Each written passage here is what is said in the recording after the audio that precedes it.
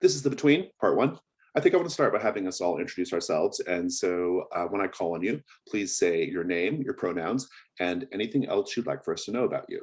I'll start. My name is Jason. I use he, him, they is also fine. And I am the founder of the Gauntlet gaming community and the creator of the game that we're about to play. Let's go over to Mads. Hi, I'm Mads, she, her, and I love playing online tabletop role-playing games. It's one of the ways that I best know them by actual play, so I'm really looking forward to this. I've not played The Between before. I've watched some of the videos, so excited to get started. Love that emphasis on play. It's a person after my heart. So good. Let's go to Rob. Hi, I'm Rob. I use he, him pronouns. I am just generally a fan of all kinds of indie rules-like role-playing games. I've played Trophy a bunch of times with Jason. This will be my first time playing The Between. I have watched season 1 of Penny Dreadful and haven't got around to watching season 2 yet. So that's about all I'm prepared with, but we'll see how it goes. The game is mostly based on season 1, so you're okay. Let's go over to Amanda. Hi, I'm Amanda, she, her. I just really love playing games. I probably play too many games, spend too much time doing that, but I will try and get into every game I possibly can. I have played The Between before. I've played a fair number of sessions. Our campaign might be close to finishing. We'll see what happens. So I'm excited to play this game. Awesome, welcome. And David. Hi, I'm David. Pronouns are he, him. I am very excited to play The Between. I have not gotten to play the final iteration of it. I got to play it playtest ages and ages ago when it was an entirely different Years game. ago, yeah. Pre-Brindlewood Bay days. So I'm very excited for this. Fabulous, thank you. Okay, I'm going to begin by going through CATS. CATS is an acronym that stands for concept, aim, tone, and subject matter. The reason why I do it is to establish some basic expectations about what the game is and sort of what we're going to be doing. And so the concept of The Between is a tabletop role-playing game about a group of mysterious monster hunters in Victorian-era London. These hunters learn about various monstrous threats in the city, and they conduct investigations in order to neutralize them. Over time, they become aware of the plans of a criminal mastermind who is pulling the strings behind the scenes. The hunters will eventually be forced to confront this criminal mastermind in order to save Queen and country. The Between is inspired by Penny Dreadful, but also takes inspiration from British horror classics, the works of Sir Arthur Conan Doyle, pulp era fiction, The League of Extraordinary Gentlemen, and From Hell. The game's mechanics are based on Apocalypse World and Brindlewood Bay. You don't need to know anything about those two games before we start. The aim. The aim of the characters in the story is to keep London safe by investigating monstrous threats and learning how to stop them. Our aim as players is to learn more about the characters' mysterious pasts, as well as to paint a vivid picture of our version of Victorian-era London, which is a responsibility that we all share. The aims for today's session are to create and introduce our characters, learn the basics of how the game works by playing it, and then having a debrief at the end. Tone. The tone of The Between is dark, mysterious, and sensual. A little bit of levity or humor from time to time is okay, but we will always strive to return to that dark, brooding place the characters exist in. Subject matter. Murder, cannibalism, body horror, dark sexual themes, erotic sensuality, threats to animals and children, foul language, blasphemy, witchcraft, and defiling graves and corpses are all things that come up in this game. We'll talk about safety tools in a moment, but in the interest of setting some expectations right now, you should know that this game deals with dark and intense subject matter. Let's move on to safety tools. No game is more important than the people playing it. We're going to paint a dark, unsettling portrait of Victorian-era London, but we're going to do it in a way that respects everyone's boundaries of safety and consent. In order to do that, we'll be using 3 safety tools: the open door policy, the X card, and lines and veils. The open door policy is very simple. You can leave the game for any reason, and you don't have to explain yourself. Just let us know, and no one will ask you any questions about it. The X card, in the context of this video call, if something happens in the story or the game that you find to be objectionable for some reason, you can say X card or type it in the chat. I will stop play. I might ask for clarification of what specifically is being X carded, but I won't ask why. In any case, we'll change whatever needs to be changed, and then we'll keep going. In terms of lines and veils, this is the most important and my preferred safety tool personally. Lines are things that we are not going to have in the game at all. We're just not going to allude to it, and that's going to be that. Veils are things that we're okay with being in the game, but we just prefer not to role play it. So we'll always kind of keep it off screen. And then there's kind of a third category on the character keeper that says ask first.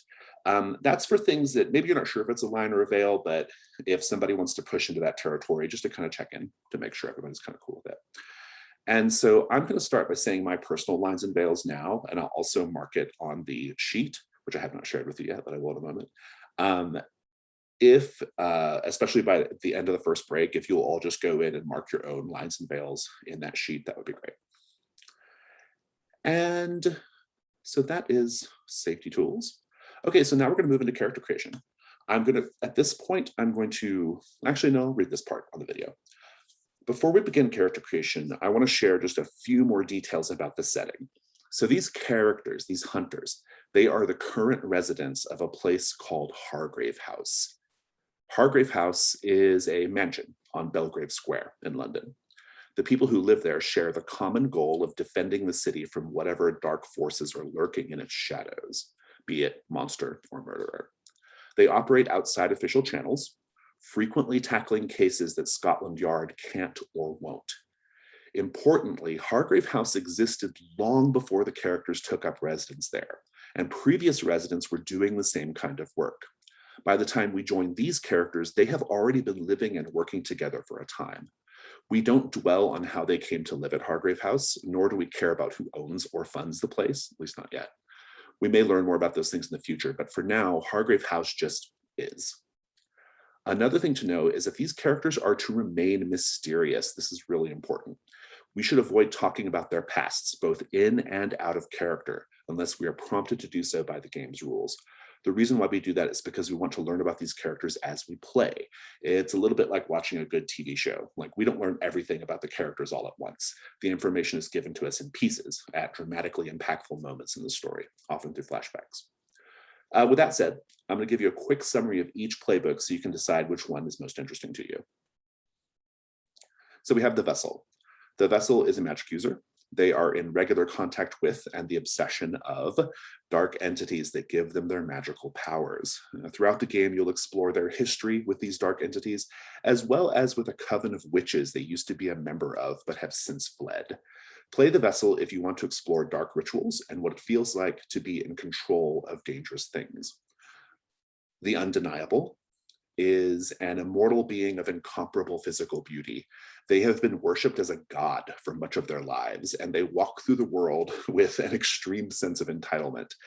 Throughout the game, you'll be exploring how they came to be a modern urbane god. Play the Undeniable if you want to be extremely powerful, occasionally villainous, not just occasionally, and focused on sensory experiences. The American is a gunslinger from America's Wild West. They grew up with great privilege, but they abandoned it for the frontier life. Along the way, they picked up a curse that sometimes changes them into a feral beast. Throughout the game, you'll be exploring how they came to leave their privileged life and why they eventually fled to London. They are literally an American werewolf in London. Play the American if you want to solve problems with violence or if you're interested in being an outsider. Also, they don't have to be a werewolf. They can be aware of something else too. That's fine. The Explorer is a member of the upper classes. They made their name and fortune mapping the unexplored parts of the world for the crown. They are also the rival of the aforementioned criminal mastermind. Throughout the game, you'll be exploring the story of another character, a young man whose village was terrorized by the Explorer when the Explorer was camped there during an expedition. Play the Explorer if you want to move in elite social circles, use money and other resources to solve problems, and to be a rival to the game's main antagonist. The Mother is a highly talented doctor and scientist. They lost someone they love and are using that heartbreak to fuel their creation, a person crafted from the body parts of other people, given life by experimental alchemical processes. Throughout the game, you will be exploring their past with the person they lost and why they were driven to create a new form of life. Play the mother if you want to use science and medicine to solve problems, or if you want to delight in blood and guts. And finally, the factotum. The factotum is a servant of one of the other hunters. They are a highly skilled operator, resourceful and practical. When the other hunters are mired in darkness, the factotum is busy getting the job done. Throughout the game, you'll explore their professional past and how they came to be a servant. Play the factotum if you want to be highly effective, or if you want to explore what it's like to have your personal goals and dignity subsumed by another's. And so those are our characters that we're going to be starting with. I'm going to go ahead and pause the recording so that we don't subject any viewers to us making characters. So I'll pause that. Okay, we're back. We have characters made. Now that you've made all your characters, let's introduce them. We're going to go around the table and everyone will introduce your character by name, look, and vice. If you wish, you can tell us what your playbook moves do, but you might want to hold that for when we're actually playing. It's up to you. I'll remind you that you should avoid sharing any details about your character's backstory at this time. So this is just a really quick, fast introduction. Name, look, and vice, and moves if you wish. I'm going to go in the order of the sheet. So let's start with David and Sure Shot Hank Stevens. Yeah, so I'm playing the American, Sure Shot Hank Stevens. So I think he goes by Sure Shot Stevens. You will go by Mr. Stevens in this game. Because I'm in London. Yes. But in America, Sure Shot Stevens is known for his frayed duster in black, his jewelry with skull and devil motifs, and crocodile boots with lapis detail. What other information? Vice. My vice is shooting things. Fabulous. Thank you. That's all I need. We will skip the factotum because the factotum always goes last and go right on to Marissa Noble, our mother. Mads, tell us about Marissa. Let's see. Marissa is, she wears rimless eyeglasses with a tortoiseshell detail. She has a vermilion waistcoat and she wears leather Wellingtons for paddling around God knows where in London. And then she, let's see, look, vice. Lots and lots of coffee for those late nights. Very good. I love it. Thank you very much. Let's go on to Beryl Blakely. Amanda, tell us about Beryl. Beryl Blakely is the undeniable. So she is by far the most beautiful person in the room. She has flawless skin. She frequently wears a very elaborate ostrich feather cape that has a very long trail, like completely not functional, but very pretty. And she is frequently carrying a ruby encrusted riding crop. Her vice is floggings. Always ready to go. That's good. Thank you. And now we'll go back to our factotum, Pope. Rob, tell us about Pope. Pope is the factotum. He is the servant of Marissa Noble, the mother. He is, although he's not of the upper classes originally, he's neatly turned out, smartly dressed, wears a black billycock hat, neatly parted hair, and a moss-colored tweed waistcoat. His vice is betting shops. Fantastic, thank you. We're going to go back again, and I'm going to read the little descriptive bit at the top of your character sheet aloud. Everyone else pay very close attention, because at the end of that, we're all going to say one thing that can be found in that character's rooms at Hargrave House, based off of just everything we know at this point, which granted is not much, but whatever we think might be in there. We'll put them in the personal quarters. So you'll note that thing in your personal quarters as long as you generally agree with it. And the personal quarters is sort of your, it's like your equipment list, essentially. Anything that you might reasonably have on your person from personal quarters, you can. But also personal quarters things can be things that are not carryable. They can be like large mirrors or whatever, right? So that's kind of what that's about. So we'll start with Mr. Stevens. And here, everyone just pay attention and David, get ready to write. So that's it. Mr. Stevens, you grew up in a big city on the eastern seaboard of the United States, the scion of a prominent family. but you detested that life, the formality, the pretension, the venomous hypocrisy. And so you went west. You had adventures, got good with a gun, even joined a traveling show for a time. But then came the curse, and everything changed. You did your best to control it, and some nights were definitely worse than others, but eventually it got to be too much. Even your days were affected by the changes within you. Your behavior became reckless and unpredictable, and then you had to run far away.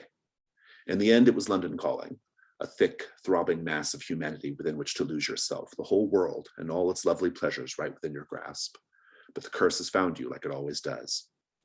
Hopefully, these new folks, these hunters you've thrown in with, can help you for good, permanent like, when the time comes. What do we think is in Mr. Nelson's rooms at Hargrave House? Who has a thought?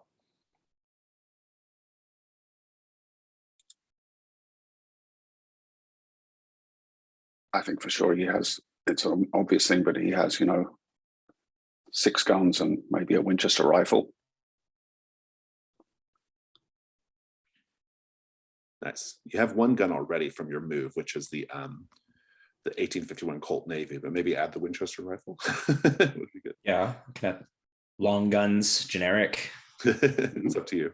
However you want to editorialize it. I'm going to say that you have a collection of rattlesnake tails. You also have a broken locket with a faded picture. You can't tell what's in the picture anymore.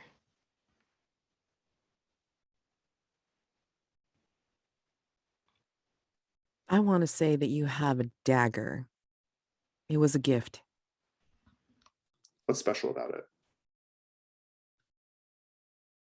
There's a particular pattern etched in the handle in the leather.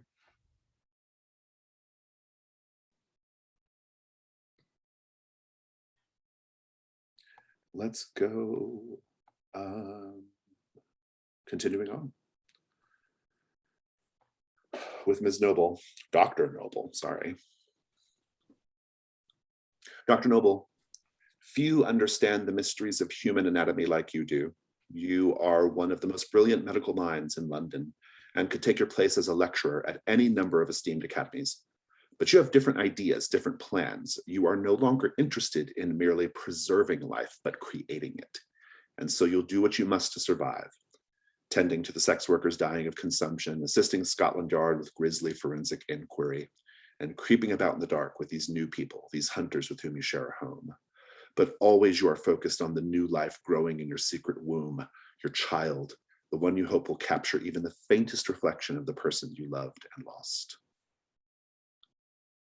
What do we suppose is in Dr. Noble's personal quarters? A complete Grey's Anatomy.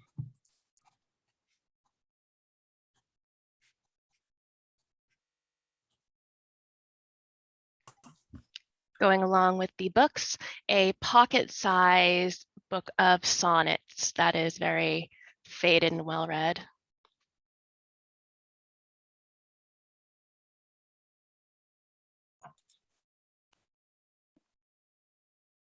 I think some slightly disturbing looking specimens in jars of alcohol or formaldehyde. Pickled things. Mm. I don't know what this means, but this is what it is. You have a flesh terrarium. We can decide what that means later. Well, I think my Grey's Anatomy is personally inscribed. Oh, nice, good.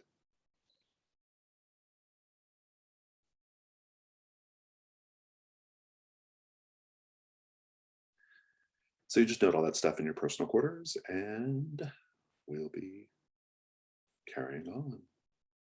All right. Let's go to Ms. Blakely. Ms. Blakely, you have always been the most beautiful person in the room. Your looks have opened doors for you for as long as you can remember. All the money and material things anyone could want laid at your feet. Artists have found inspiration in the brightness of your eyes, the delicate curve of your cheekbones, the plump softness of your lips. One such artistic work, a masterwork, rises above them all, for it captures the essence of you. It is quite simply more you than you. Lately, people sacrifice everything to be near you, to please you, and, if they're lucky, to touch you. But what to do when you get bored with being one of the gods? What do we suppose is in Miss Blakely's quarters? A scrapbook of oil-painted self-portraits, dusty. I like that. Leaning into the flogging vice, I think there's got to be like a collection of kind of torture implements, or slightly gross-looking pseudo-medical devices. I'm going to go with an enormous wardrobe.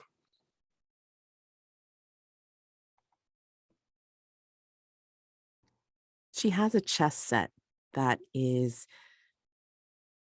beautifully rendered. All of the pieces, you know what each piece is, but they're all beautifully rendered with her profile. It's good. I love it. Okay. And Pope.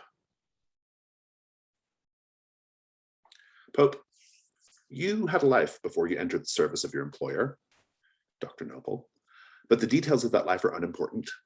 All that matters now is the person you serve, and Hargrave House, where you will grow ancient and die if you're lucky. More likely, your employer's colleagues, these hunters, will be the end of you, overturning things that should remain hidden and goading on terrors that dwell in dark places. You'll do your best to help them, of course, to keep them alive, because without them, what are you, really? What do we suppose is in Pope's very small servants' quarters at Hargrave House?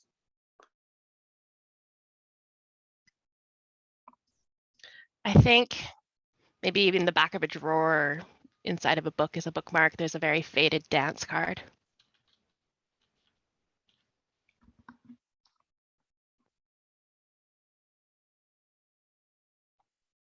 There's a very small lockbox. Well-worn wood, teak, elaborate fastenings. Keeps it locked at all times. Ooh, that sounds like story possibility. What's in the box? Not more than not bigger than a bread box, basically. Good. I'm going to go with an apothecary's worth of oils and unguents.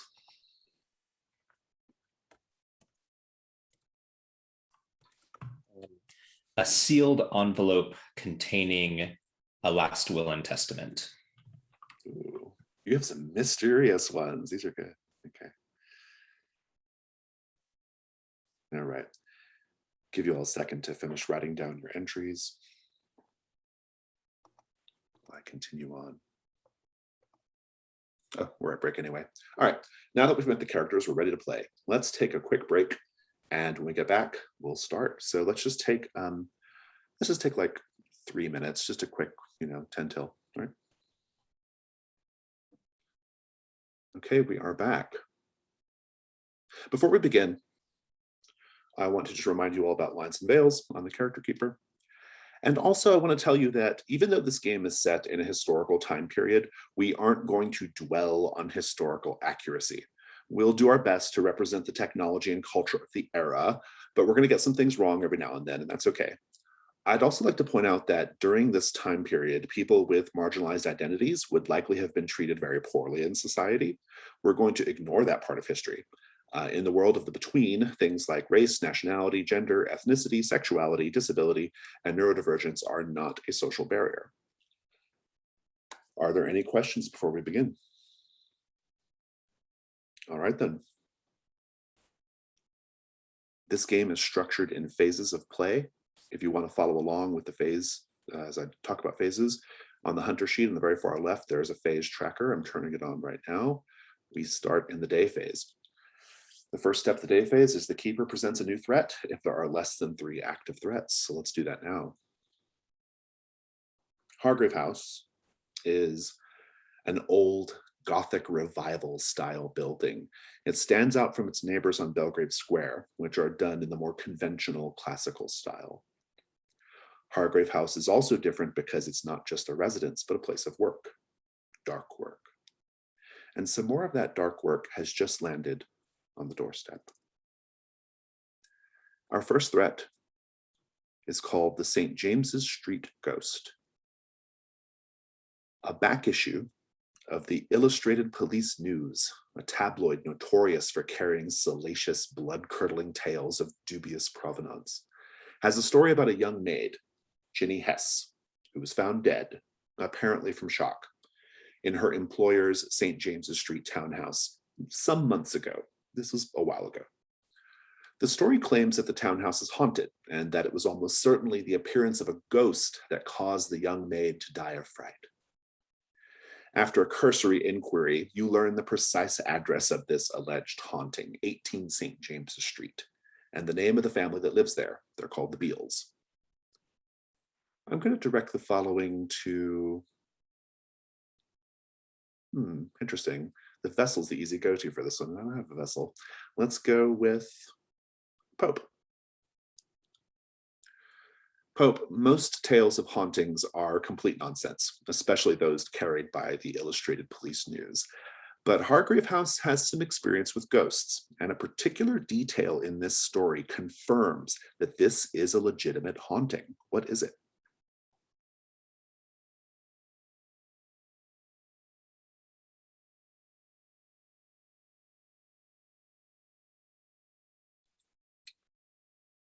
I think the fact that it specifically mentions a freezing fog that was, you know, the smog in London is pretty dense at the best of times, but in this particular case, it was kind of frozen particles dropping from the air during the event. Unseasonably freezing fog. Good. I love it. Thank you. So the way this game works is we have questions and then we have opportunities. Answering questions unlocks opportunities, and the opportunities can be different things. Usually it's how to resolve the threat, but it can be other things as well. We have 2 questions in the St. James's Street Ghost, and I'll update the character keeper, the tab that says threats. I'll update that in a moment. But for now, just listen, I guess. The first question is, which part of the house is the ghost attached to?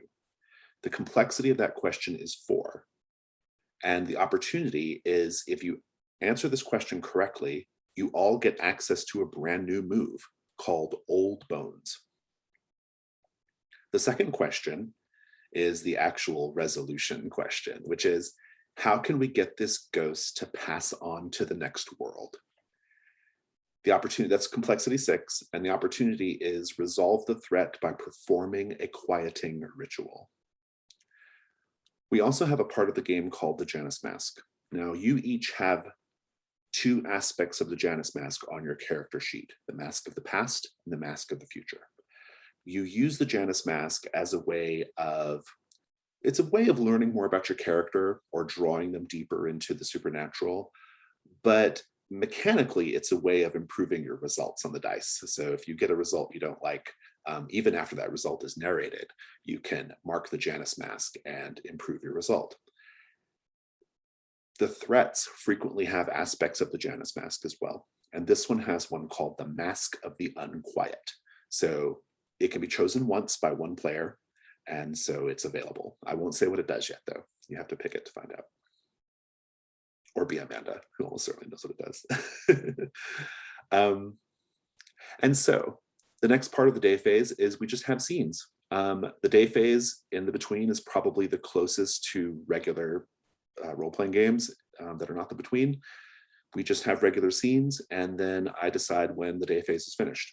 I usually like to do like 2 scenes per character, basically. I'm going to go around the table and ask what everyone's interested in doing.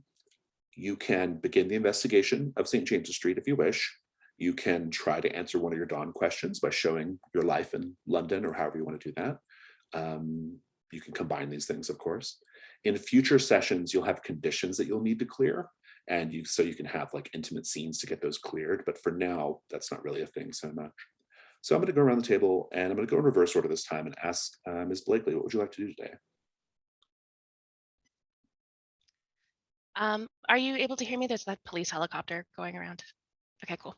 I think I want to go visit one of the biggest clothing stores near St. James Street to do a little shopping, but also get some information, but mostly shopping.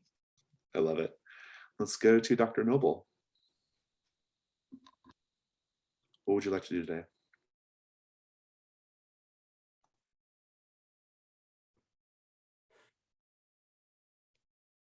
It's the start of the day. So It'll kind of depend on we'll do the scenes later. I'm just interested in finding out what you want, what you're interested in doing, basically. We'll figure out where they all fit in a minute. the usual thing is to drink up a usual kettle of coffee to just go to start the day, and review cases from the night before, if there's anything going on. Yeah, and then possibly having a conversation with herself, or in private, with the child. So Oh, good. What's there of the child so far, right? Yeah. right. Good. Also, Pope, what would you be doing? I think I'll be running errands for Dr. Noble and possibly on my way stopping in to see if there are any upcoming events that I can place a bet on. So, I'd be looking at I forget what it's called, but when you have a fighting pit and you set a dog to catch a bunch of rats, which was a pastime in Victorian London. And yeah, I think I'd be looking at the form of what dogs are involved and what their record of kills is and that kind of thing. And Mr. Stevens, what would you like to do today? I think the American will show up on the doorstep of 18 Street. 18 St. James Street. 18th St. James Street, and just kind of let himself in one way or another. Very good. I love it. Okay, so let's figure out what the scenes look like. Let's start with Dr. Noble. And actually, it's going to be Pope as well. Pope, I actually want you to start here. I'd like to know, how do you sort of get Dr. Noble's day ready for her? Like, what does that look like? Well, definitely the first and most important thing is to ensure that there's coffee being prepared before she awakes. I'll make sure there's a pot of coffee, and maybe draw a bath. And not necessarily every day, but certainly more often than some people would think was typical. And arrange, any correspondence that has arrived in the previous day. Make sure that's all tidily put alongside the coffee service so that that's ready for inspection as she enjoys her first coffee. I love it. So, Dr. Noble, you said that you like to review like things that happened the night before. That could be work you did, maybe helping Scotland Yard, because you do work with Scotland Yard pretty often. And also, obviously, looking at the papers, because the Illustrated Police News, although this is an older issue, but it's possible that something going on at St. James's Street might have made the news or might have turned up in some way. So if you'd like to do the information move, I think that's great. You'll do it with reason. I think that makes the most sense. And so just roll 2d6 plus reason.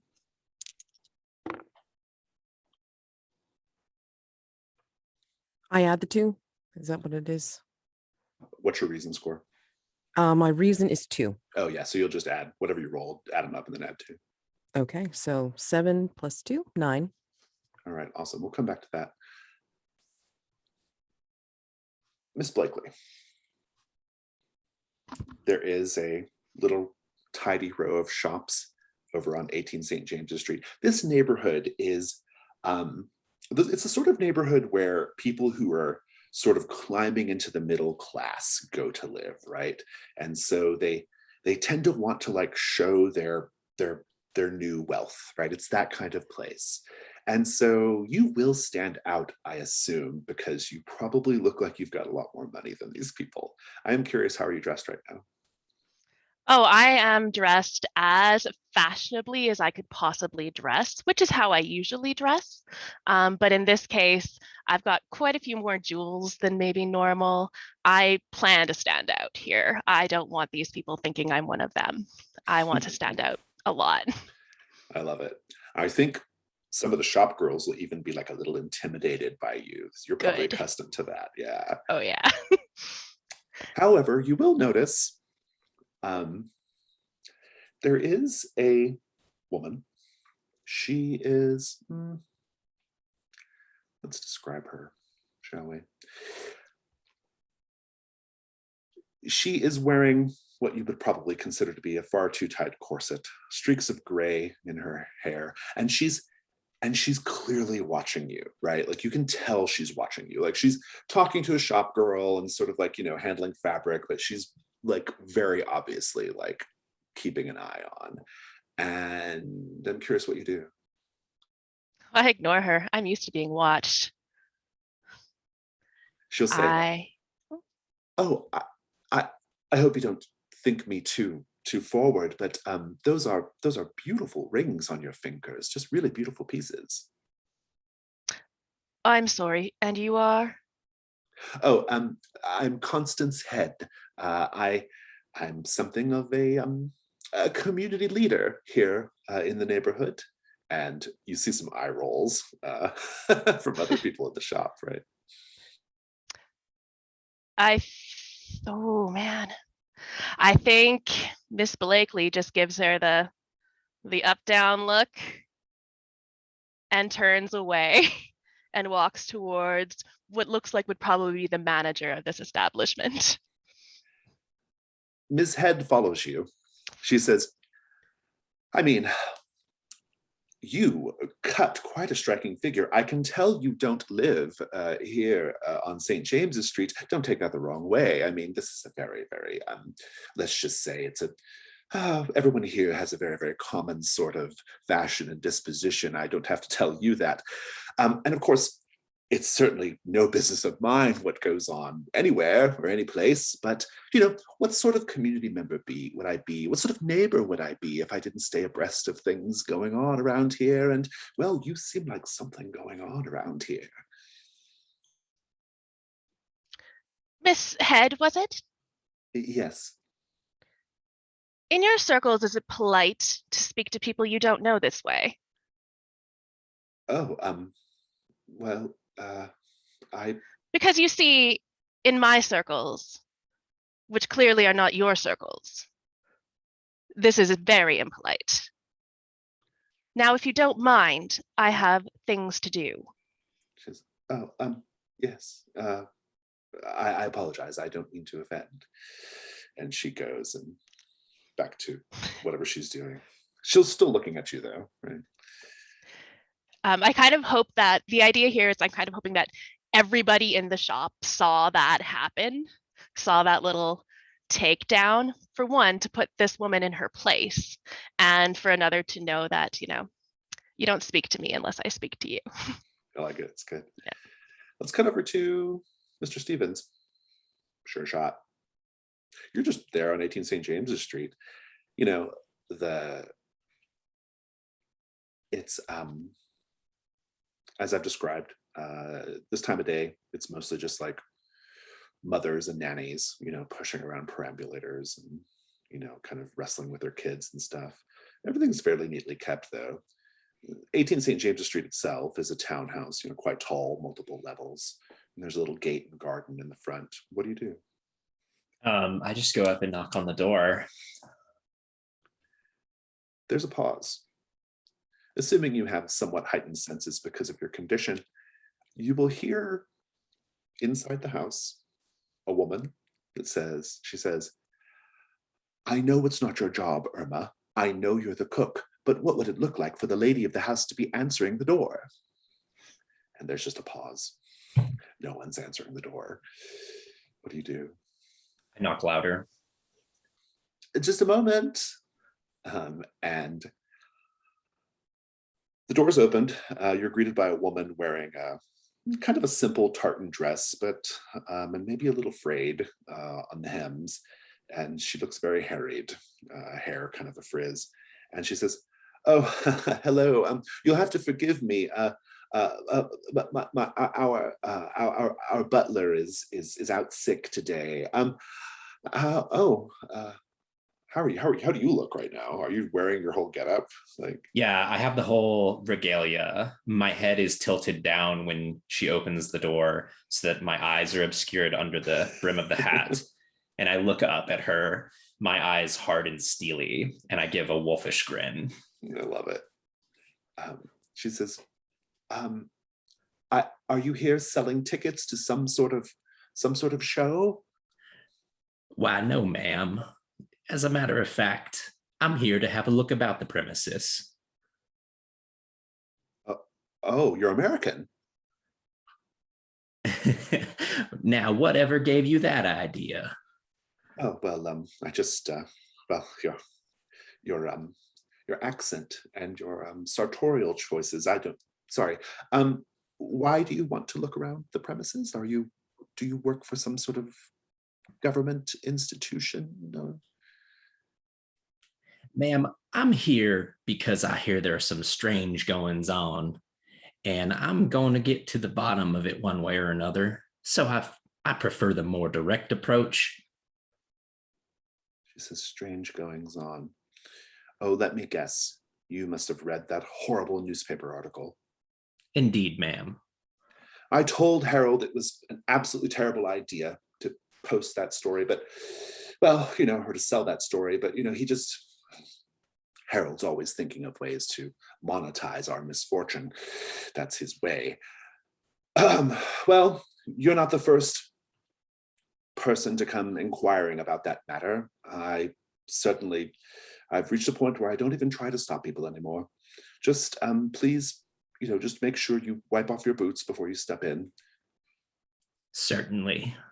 Would you mind directing me to the area where it occurred? Yes, I said yes. And we'll come back to this. So, Pope, after you're done dealing with Dr. Noble's needs, you said you're going to go run errands out in town, huh? And also look at scope out like betting shops and stuff, or betting opportunities. Mm-hmm. Study the form, talk to some of my contacts in some of the lower places. Anything related to the investigation you're interested in doing, or is this just kind of strictly you kind of? I think if I run across the right person, somebody who may be able to go take a look, see at this particular street or this particular house, or may pass by in their line of work, yes, I would be on the lookout for any information I might be able to glean there. I mean, per your move, the Hargrave House informals, you do have a network of spies and enforcers throughout London. You skim money from Hargrave House to pay these people. Would you like to look for somebody in particular? I think if I can locate Kip Longfellow, the street urchin who, may have found his way down that street, or maybe persuaded to find his way down that street. Yeah, you can put out word. Go ahead and roll with presence. Okay, my presence is unfortunately 0, so let's just straight 2d6, and I rolled a 6. On a miss, word gets back to you that Kip is dead from violence, consumption, or worse. Cross them off the list unless you wish to mark the Janus mask, in which case you'll bump your result up to 7 to 9. Yeah, it feels like him being dead perhaps he's dead due to the action of this ghost. So that would be quite a circumstance of coincidence. Right. Think on it. Let's go back to Dr. Yeah. Noble. Dr. Noble, you got a 7 to 9, correct? A 9. Yeah. Let's find you a clue. There is an interesting report in the sort of notes that are sort of passed around between investigators and other persons that work with Scotland Yard from time to time. And there's actually a report coming out of St. James's Street, or from that neighborhood, of a street person claims that they saw a townhouse or a house where one of the rooms appeared to be on fire. But when they went to go fetch help, there was no fire. It's as if everything was normal. And this was reported several other times the same night. A room in the house apparently on fire, but not. It was just some sort of delusion, perhaps. But in any case, it's too unusual and too close to the vicinity of 18 St. James's Street, and in fact might be 18 St. James's Street, for it to not be interesting. In any case, it's your first clue. I shall type that here. And the clue is a room that appears to be on fire. It's not. But no confirmation of it actually being 18 St. James. No, but out of character, you can make that assumption fairly safely, I think, even if in Okay. character we don't know for sure. I owe you a complication on this, though, because of your 9. Okay. And I think as you're reading this bit of interesting detail, first of all, I'd like to know what you think of it. Does your logical mind accept that a room can be on fire and then not on fire? It does not accept that. That does not compute. Dr. Noble would be very skeptical. She would chalk it up to being something of, was there a chemical burning in the area to give them the hallucinations? Like, were they all on the same drug? Something to give them this mass, sense that of something that didn't happen, obviously. So, And but yet she might right be curious now, enough to check it out. at this moment, it is uncomfortably warm in the room that you're in as you're sort of pondering this. And it's actually a chilly part of the year, and the fire is not lit. I want you to take the condition uncomfortably warm. Okay. Just note that on your little condition section. Okay. Let's cut back over to Miss Blakely. Miss Blakely, so you have the run of the place. Nobody is messing with you, right? What do you do? I'm going to walk up to the whoever looks like they're in charge and say, "You shopkeep, I want 100 meters of your finest fabric. Please deliver it to Hargrave House at your convenience, and please send a bill there as well." It says, yes, ma'am, right away. I have silk brocades, I have fine lace, I have satins, taffeta. What did you have in mind exactly? Whatever is the most expensive. Ah, That is what I will have. a woman of taste, I see. Yes, excellent. And he will go and start gathering fabric. Then what? She's going to turn around and look at this woman again. "You, Miss Head." Yes, she says, kind of snapping to attention almost, right? Good. "You say that you are familiar with this neighborhood, is that correct?" Oh, yes, like I said, what sort of neighbor would I be if I didn't stay abreast of things? Well, have you heard anything strange or unusual? I've heard some rumors, and I'm a bit of a curious sort. I like it. Roll the information move with presence the way you've set this up.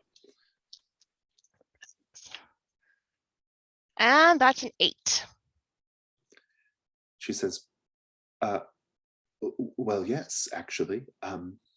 I don't know if you've heard, but there was a tabloid rag some months ago that carried a story of a haunting. A poor maid was died of shock, and well, I don't know if I believe any stories of hauntings necessarily, but I'm actually the next door neighbor of that that poor benighted home, and I have seen some strange things going on in there. Are you the sort that goes in for lurid tales, ma'am?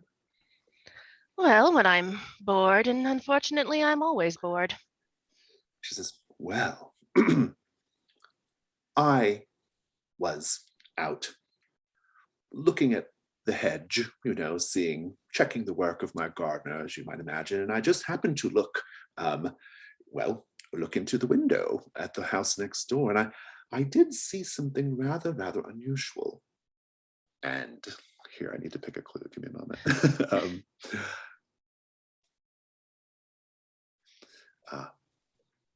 She says, well, it was quite a strange thing. The window, the glass panes seemed to start cracking of their own accord. They began cracking in a strange spiral pattern. I thought I must be imagining things, and so I went next door, and I didn't want to bother anyone, so I just snuck around the side to take a look at the glass myself. And I noticed that, I keep a beautiful pocket watch, you see, and I looked at the pocket watch, and it too, the glass began to crack in that strange spiraling pattern. And I thought, this is most distressing. Well, I've noticed that several times since. In fact, I was in their home not but a week ago, and I could have swore I saw a mirror cracking in that same strange pattern. There must be some sort of atmospheric disturbance going on there, I think. Well, that is fascinating. I appreciate the information, Miss Head. You can always count on you lower class people to be quick to gossip, and I appreciate it. She says, yes, I feel remarkably compelled to assist you. This is I'm going to give you a condition. You were going to be marked by Ms. Head, whatever that means. Okay. But you have your clue. Glass Beautiful. cracking in spiral patterns.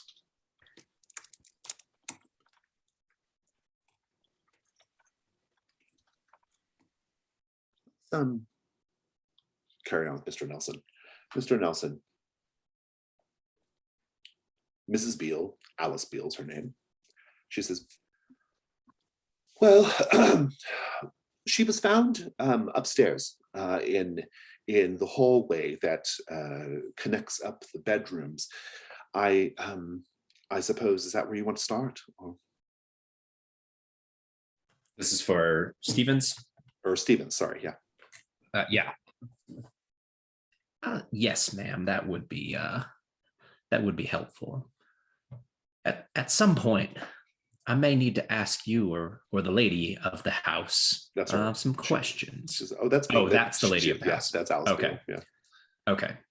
That's not the lady who showed me in. No, it's the same woman. Yeah. Oh, so she ended up answering. She ended up answering the door. Yeah. Oh, I see. Right, yeah. Gotcha. I may need to ask you or perhaps your cook some questions. Irma's downstairs. Let me give you the lay of the place. So there's two large rooms on the ground floor. One's kind of a sitting room and one's like the dining room. The basement is the servants' quarters and kitchen, and then upstairs are the bedrooms. She'll tell you as she takes you upstairs that there's an attic as well. We've made the attic into a nursery for the baby. I have two children, my son Roger and my infant daughter Mary Alice. No one is around right now. Probably best that you're here right now. My husband would be, well, frankly, my husband would probably try to charge you for this little tour you're taking. Roger's in school. It's just me and the baby and Irma. Here we are. And she takes you to upstairs. There's a little hall, kind of, several rooms, like 4 rooms. doors to 4 rooms. It was here. Well, do you feel any spectral activity yet, sir? I don't know if I'm that sensitive, so I'm probably looking around for more physical clues. Sure. How so? What are you doing? I point to the ground and say, she was found here. Yes, it's hereabouts. I actually wasn't here when they found her body. I was out. By the time I arrived, Irma and my husband, they had moved her downstairs. She looked dreadful though. Her hair had gone completely white. Can you imagine such a thing? What a shock. Fascinating. I have seen some strange transformations, well, I'll say, to otherworldly things in my time, but never one as turning one's hair actually white. Oh, how perfectly dreadful. Well, let me know if you need anything. And I'll be downstairs trying to goad my cook into bringing me tea. And she goes downstairs to the sitting room. So what do you do? I just start pulling open drawers and looking underneath things, and if there's furniture in the way, moving it out of the way. Take the information move with reason. Okay. We should read the move. We haven't actually read it yet. When you search for a clue, conduct research or otherwise gather information, describe how you're doing so, and roll with an appropriate ability.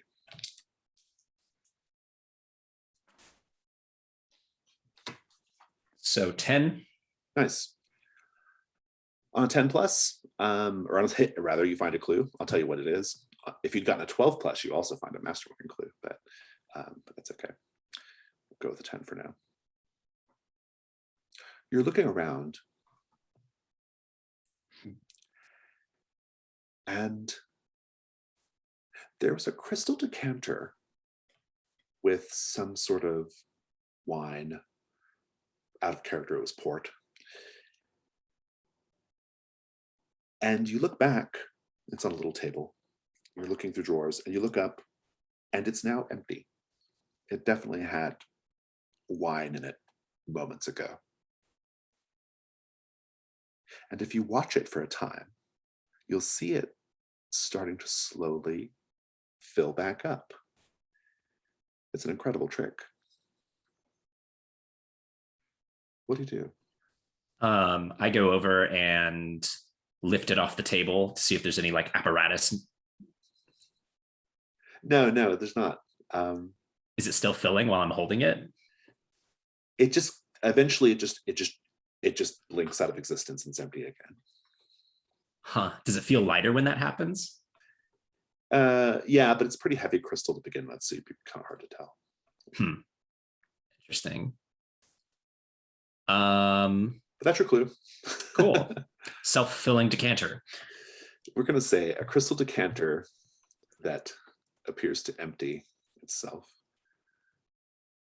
Oh, I started putting the clues over here, but it's okay. We'll move them over here.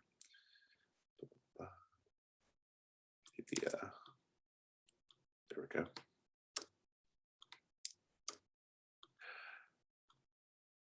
Pope. What'd you decide to do about this? Out of character, you're gonna let Kip be dead? You're gonna mark a Janus mask to keep him alive. Yeah, what does marking the Janus mask involve?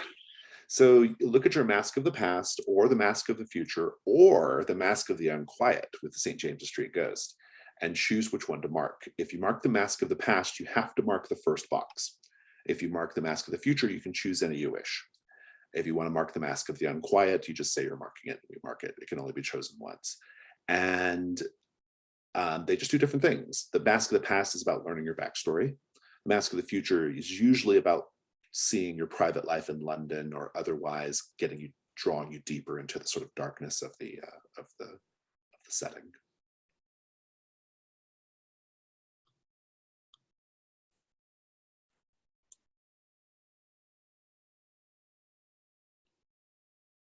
Yeah, maybe I'll just go straight for the mask of the past. Seems like a logical place to start.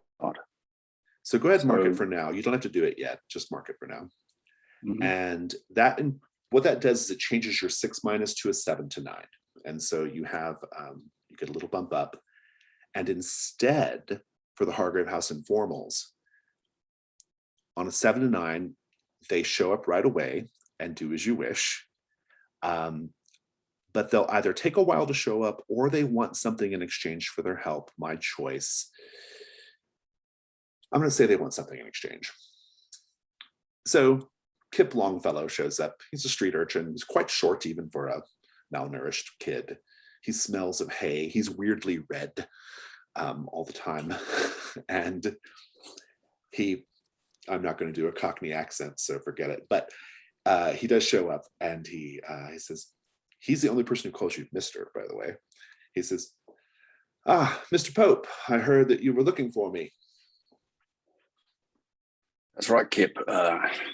Seems there's been some strange goings on at the address of 18 St. James's Street. I was wondering if you may have passed by there on your travels. Oh, I know that address. That's where that maid, that girl, she died a few months back. Everyone's been talking about that. Well, not anymore, but they were back then. That's the one. Yeah. What do you hear?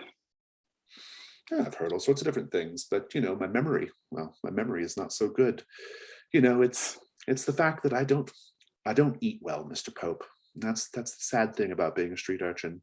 I am chronically underfed. It does things with one's memory and with one's motivation. I might be able to go figure out something about 18 St. James's Street if, for example, you were to, well, maybe make me a splendid meal over at Hargrave House tonight. It is a sad existence that you live. I suppose if you bring me anything useful, I could arrange to let you in by the servants' entrance, and you may sit in the kitchen. By the servants' entrance. I'm offended, Mr. Pope, but very well. I am I'm quite partial to string beans and quail, if you're taking orders. And Are you indeed? I am indeed. But I'll get the job done.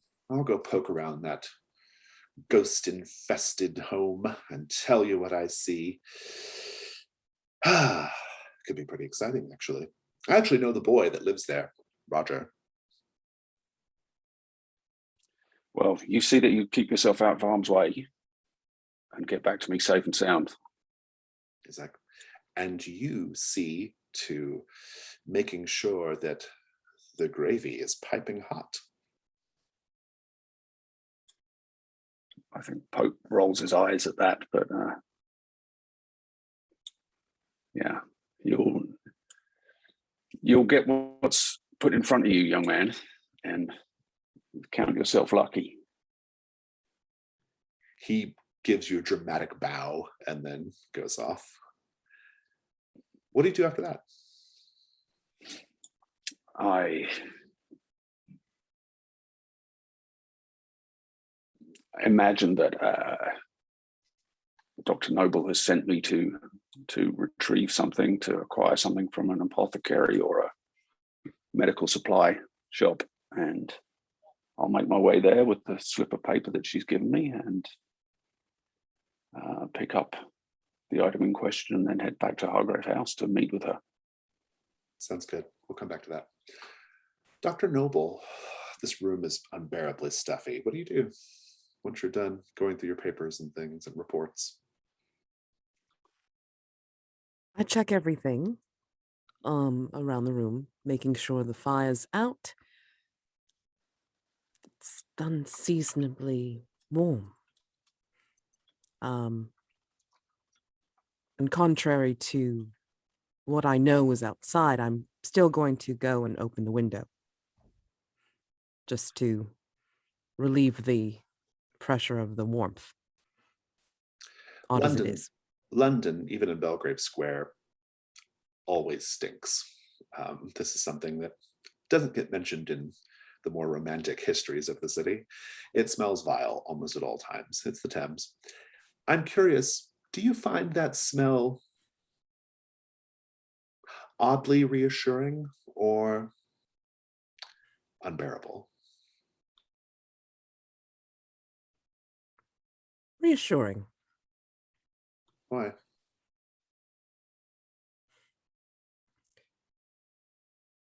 It reminds Dr. Noble of life, a teeming city of life. I love it. So this child, your secret laboratory, I assume it's not a secret to Pope, but is it a secret to Mr. Stevens and Miss Blakely? I would imagine so. Their sensibilities might not be able to handle such a thing, especially for the reasons that Dr. Noble would have a room dedicated to that purpose. And So, where in Hargrave House is it? Is it in a crawl space, in an attic, in a basement?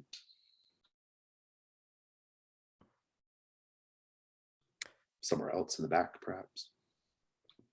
possibly in the back, more remote, and there's not remembering how long they've been there, but there's a unique little trait of the house that allows for a back staircase or a corridor that no one else really knows about except for myself and Pope. So tell us about the child then. Is there anything there yet? I mean, you might have some body parts, but maybe some that are going to be replaced, or what's the state of the child presently? At present,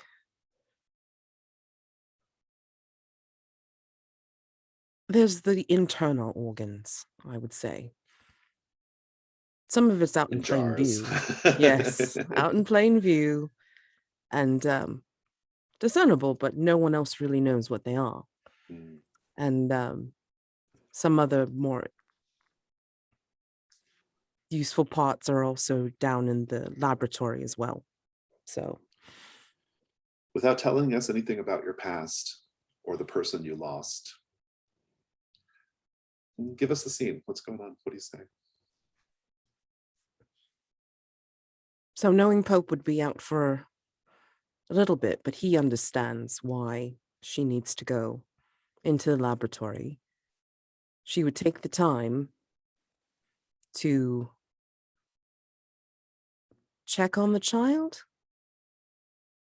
and go through a sort of ritual herself, going through almost touching each of the things she does have to build the child. And maybe you look at the machinery, look at the other implements that she's going to use, chemicals, almost like a litany that she reads off to herself. And then in the midst of that, maybe a couple of reassuring phrases. It'll be soon. Not sure when, but I have this, and it will be in time. Soon you will be alive. I love it. I like the description of it as a litany, things you say. That's an intriguing angle to me. Thank you. Let's have one more little quick round of scenes. Miss Blakely, what do you do after you're done earning the attention of Miss Head and getting your shopping finished? Anything after that? I think I'm still in the shop. And now that I've gotten some information from Miss Head, despite the fact that I'm marked by her, which I don't like, I suppose I wouldn't really know what that is. I just feel uncomfortable for some reason. I think I am going to open up my coin purse and take out a few coins and just sort of hold them out to her.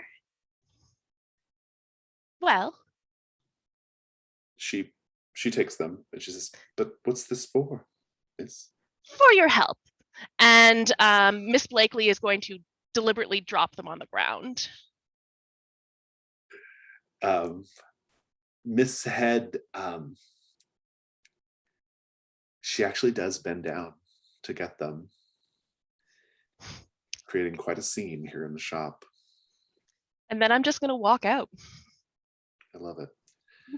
Let's cut over to Mr. Stevens. Mr. Stevens, what do you do when you're done observing this strange crystal decanter? I carry it down into the kitchen, and I'm going to talk with the cook. Ooh, let's talk about the kitchen first. Okay. We have a paint the scene here. The basement of the townhouse contains the kitchen and the servants' quarters. Paint the scene means that everyone answers. What evidence do we see that shows how historically the servants of 18 St. James's Street have protected themselves from the ghost?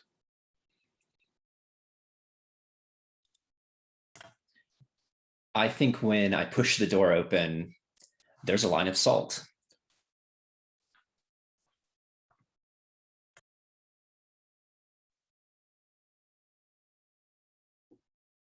There's some crudely made crosses in not so blatant places. I mean, maybe hidden behind a jar or two, or over by a pot, on the wall. And I think there are kind of sprigs of garlic cloves and other aromatic herbs that are strung around kind of on. There's a little garland of them on the doorknob, and there's some above the fireplace by the chimney entrance. Anywhere where air can come into the room, there's kind of these aromatic or artifacts. And it looks like what suspiciously looks like blood, perhaps lamb's blood, perhaps not, in little streaks along the doors and windows. So the only person down there, Mr. Stevens, is the cook, Irma Thicket. She's square-framed, jowly. She smells of onion and tobacco. It kind of cuts through the aforementioned herb bundles. And she'll turn and she'll say, "Oh, hello. I thought I heard someone here. You come to look at the ghost?" Yes, I have. I found something rather interesting up there. And I set the heavy decanter in the middle of the prep table. She goes a little pale. And she says, "Here, let me take that. It's probably No. important that we keep it where it belongs." How about you leave it right there for a moment? And I push my coat aside, kind of revealing a revolver. Mm. She gets a little nervous and she says, "What do you want from me, sir?" I just want to know what you know about this decanter and everything else going on in this place. And I'm keeping an eye on her and an eye on the decanter to see if it's still behaving the way that it was. I like this a lot. So you have the 1851 Colt revolver, or Colt Navy rather, because you have the move, you get that from the move, the fastest gun in the West. And that move also makes it to where whenever you use the gun to get advantage on a die roll, that's what these items do, you don't have to mark it. So you can basically always get advantage with it. And so I'm going to make you roll with presence with advantage, which means you roll 3 dice and take the 2 highest. Okay. Let's see how that goes. 7 plus 2 or plus 1 is 8. So I'm going to just finish this real quick and then we'll have one more scene with Pope and then we'll be good.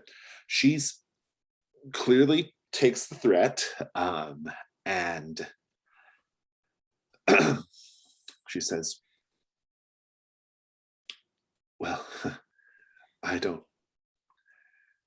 it's probably best I don't say too much, sir, because I actually intend to keep living here. I'm not going to be like the others who get scared and leave. I won't be intimidated by no ghost."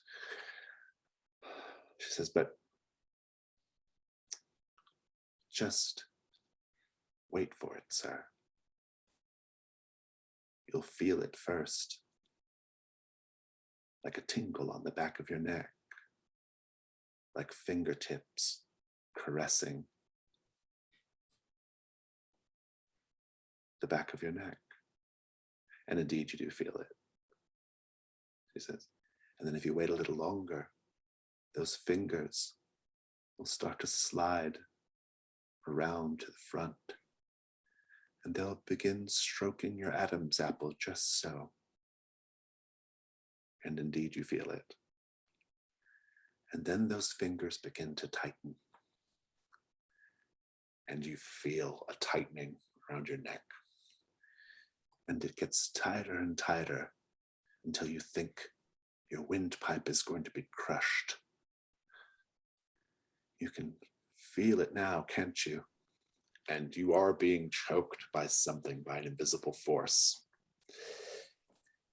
She says, I suggest you put that crystal decanter down.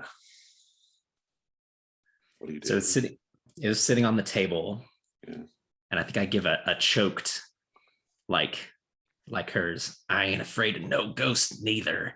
And I whip the gun out and I shoot the decanter. Nice. The tension relieves immediately. I am going to give you a condition, strained neck. That's your condition.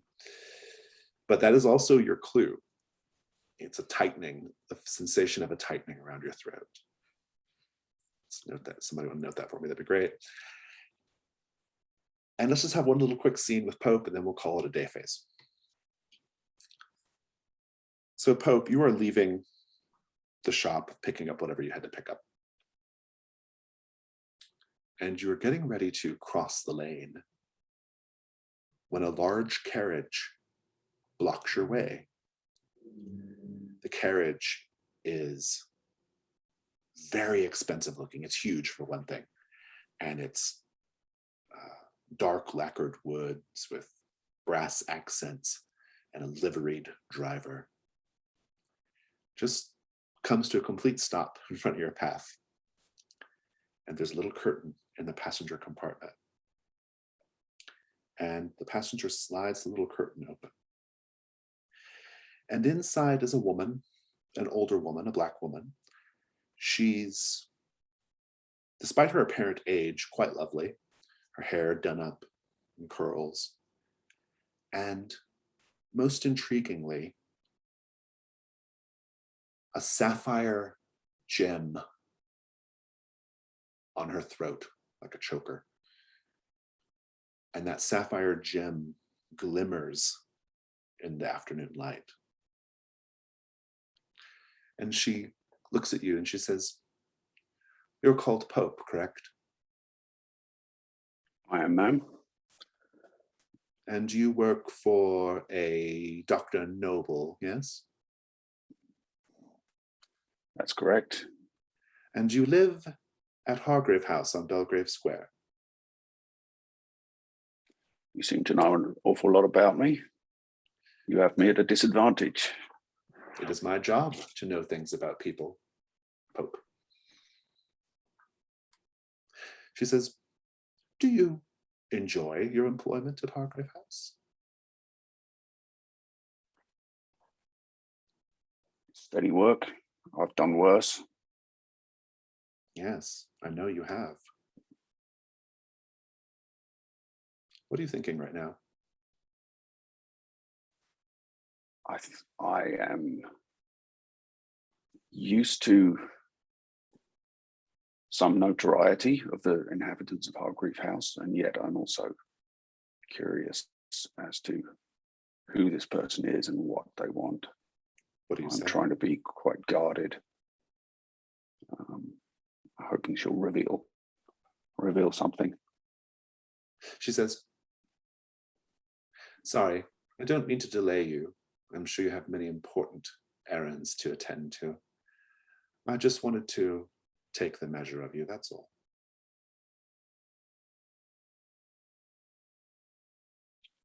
Is there anything else I can help you with, ma'am?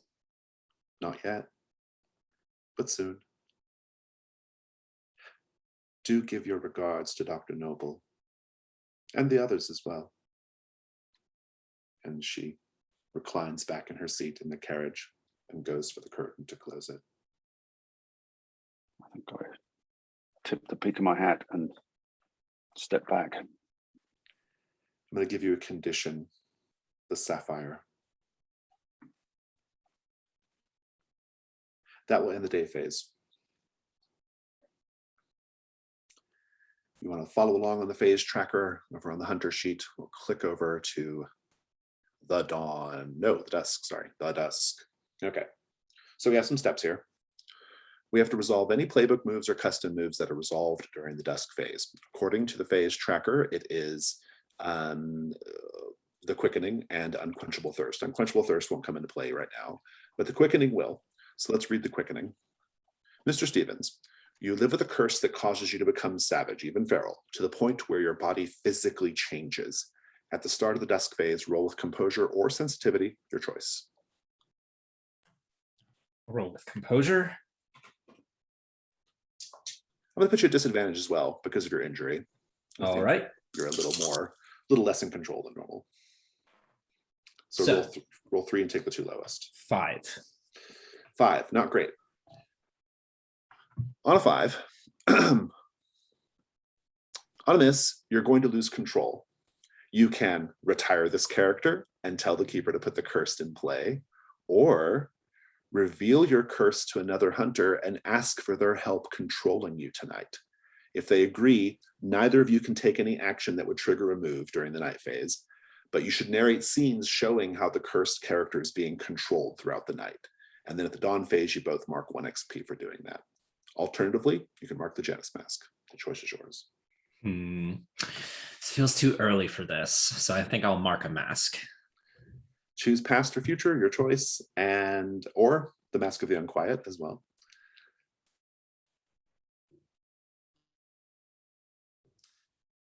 I will mark a mask of the past. So I start with the first one. Yep. And then we'll carry on. The next step in the dusk phase, I will pose a paint the scene question about Hargrave House. This is when we get to learn about the environment of Hargrave House. We do it gradually. And I'm going to start with, I always start with this one because it's my favorite. We're going to start with the trophy room. Everyone answers this question. There were hunters living in Hargrave House before all of you. Trophies from their encounters with the supernatural can be found in the trophy room. What are they? Name one.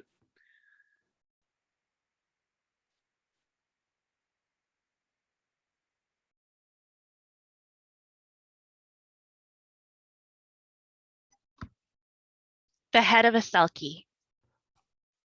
In what form is the Selkie when they took the head? Ooh, I think it's like halfway. Halfway between seal and person.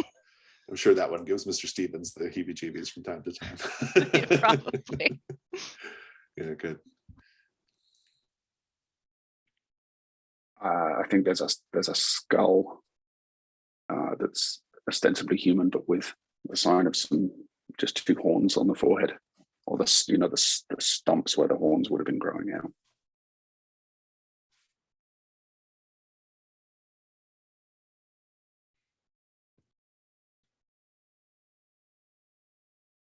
A cup with dried black blood.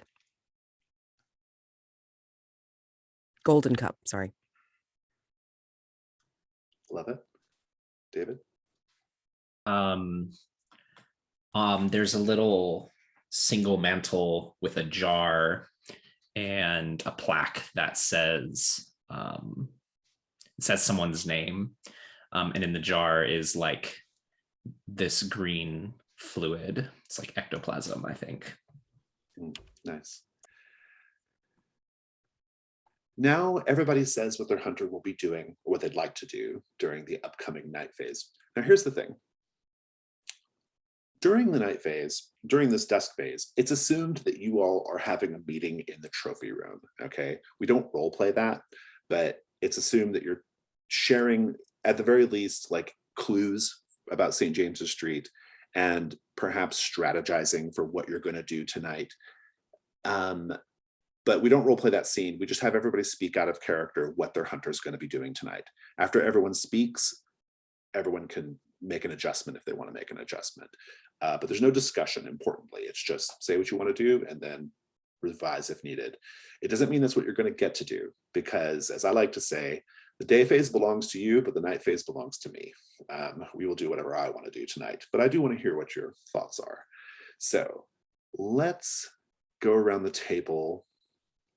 And at this point, I'll also point out that since you got a 7 to 9 now on the quickening, Mr. Stevens, you managed to keep the quickening in check, but just barely, and you must take the condition drained. So note that on your sheet if you have it. Oh, you did. So let's start with Mr. Stevens. What are you doing tonight, Mr. Stevens? What do you want to do tonight? Mr. Stevens wants to sneak back into the house. In particular, he wants to sneak back into the cook's quarters. Very good. Dr. Noble, what do you want to do tonight? I'd actually like to visit that house. I don't remember if the reports had said this specific room. I guess it was observed. I want to The find room is that. on fire. Yeah. Mhm. Yeah. Yeah.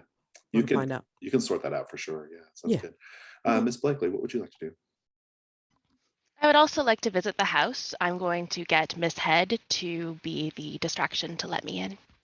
Very good. I love it. Pope, what are you going to do?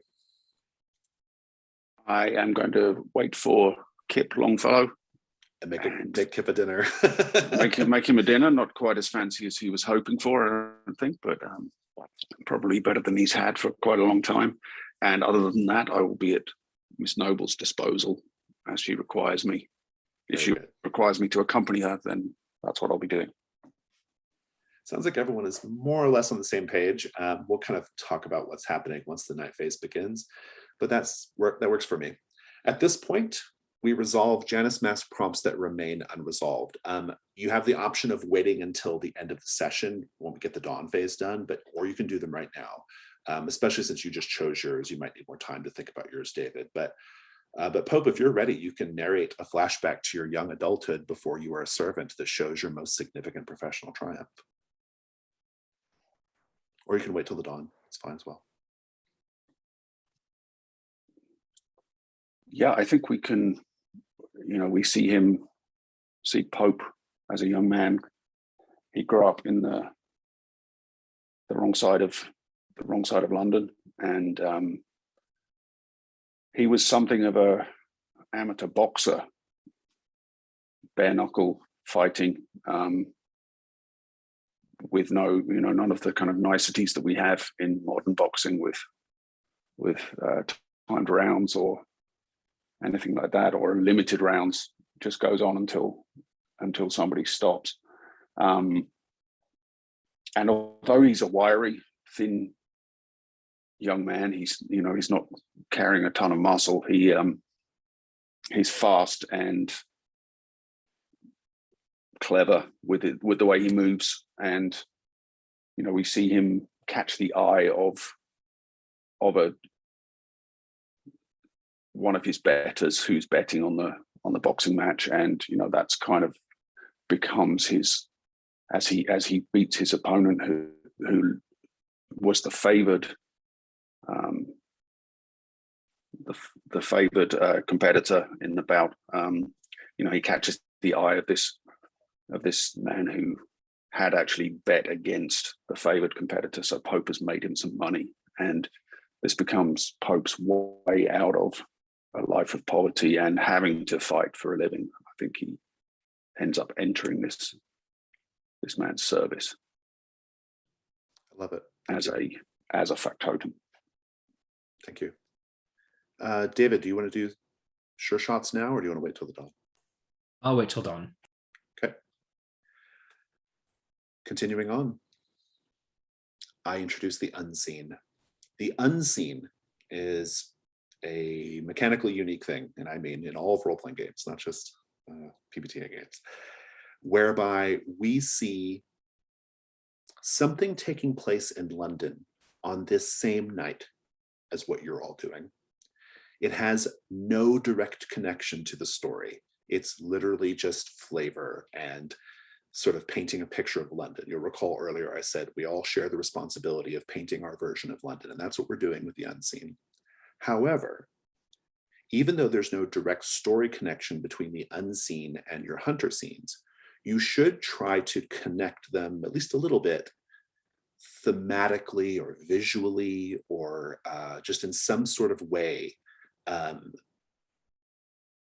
Because if you do that, that's called an echo in the night, and you get an experience point during the dawn when you do that. Now, here's an example of how that might work. Let's say during the unseen, we see maybe a sex worker has caught consumption. We describe that, and we describe him coughing into a bowl, coughing blood into a bowl. So we describe this vivid red blood in a bowl.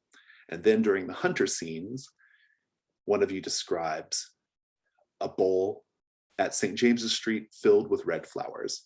That would be an echo in the night because there's a color or sensory connection between the two. It can be something much simpler. It can be like describing some purple curtains in the unseen and then describing those same curtains during the hunter scene. Or it could be something about an idea. It could be thematic. Perhaps the unseen's about poverty and you describe excessive wealth in the hunter scenes or another scene of poverty.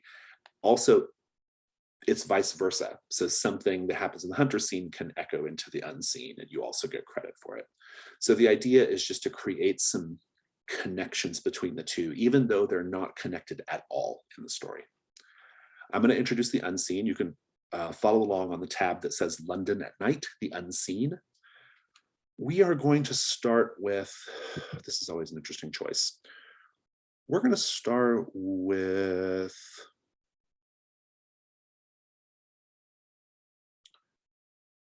a drink at the Four Magpies. This is on the second row from the bottom on the far right side. The Four Magpies is a pub popular with working class gay men, run by the butch landlady Polly O'Donnell.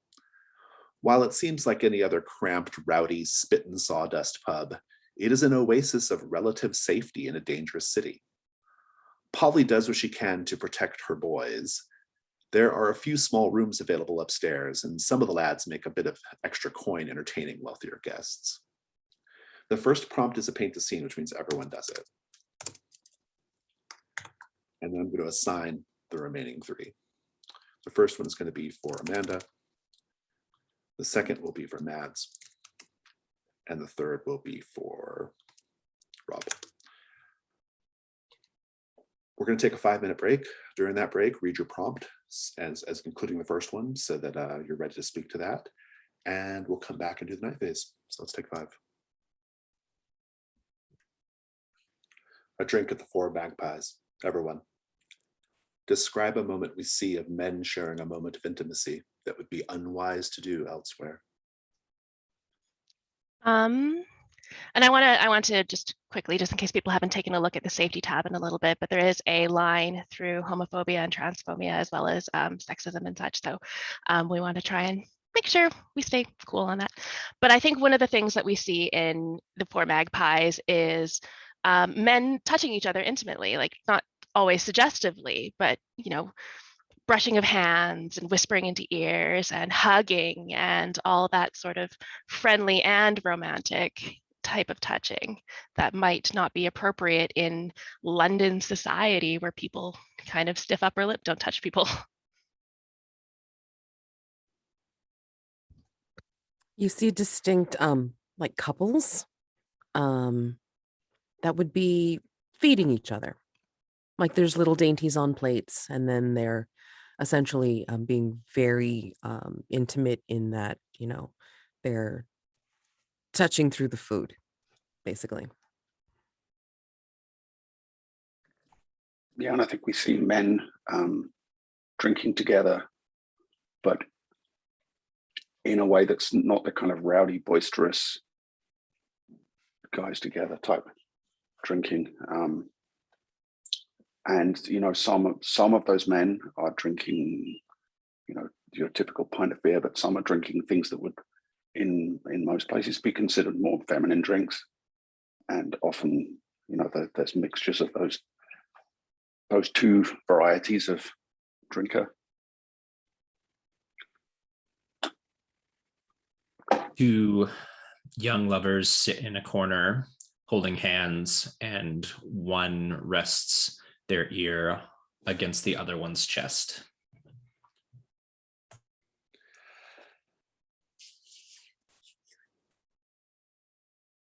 have the scene be Dr. Noble, Miss Blakely, and Mr. Stevens sharing a hired carriage to 18 St. James's Street. Pope, you can join them possibly at the address later. Your scene is going to be with Kip in the beginning. So I'd just like to have the scene with the three of you. We haven't had a chance to see the characters talk yet. And you're all in quite close quarters. Let's just have the scene for a little bit. Role play.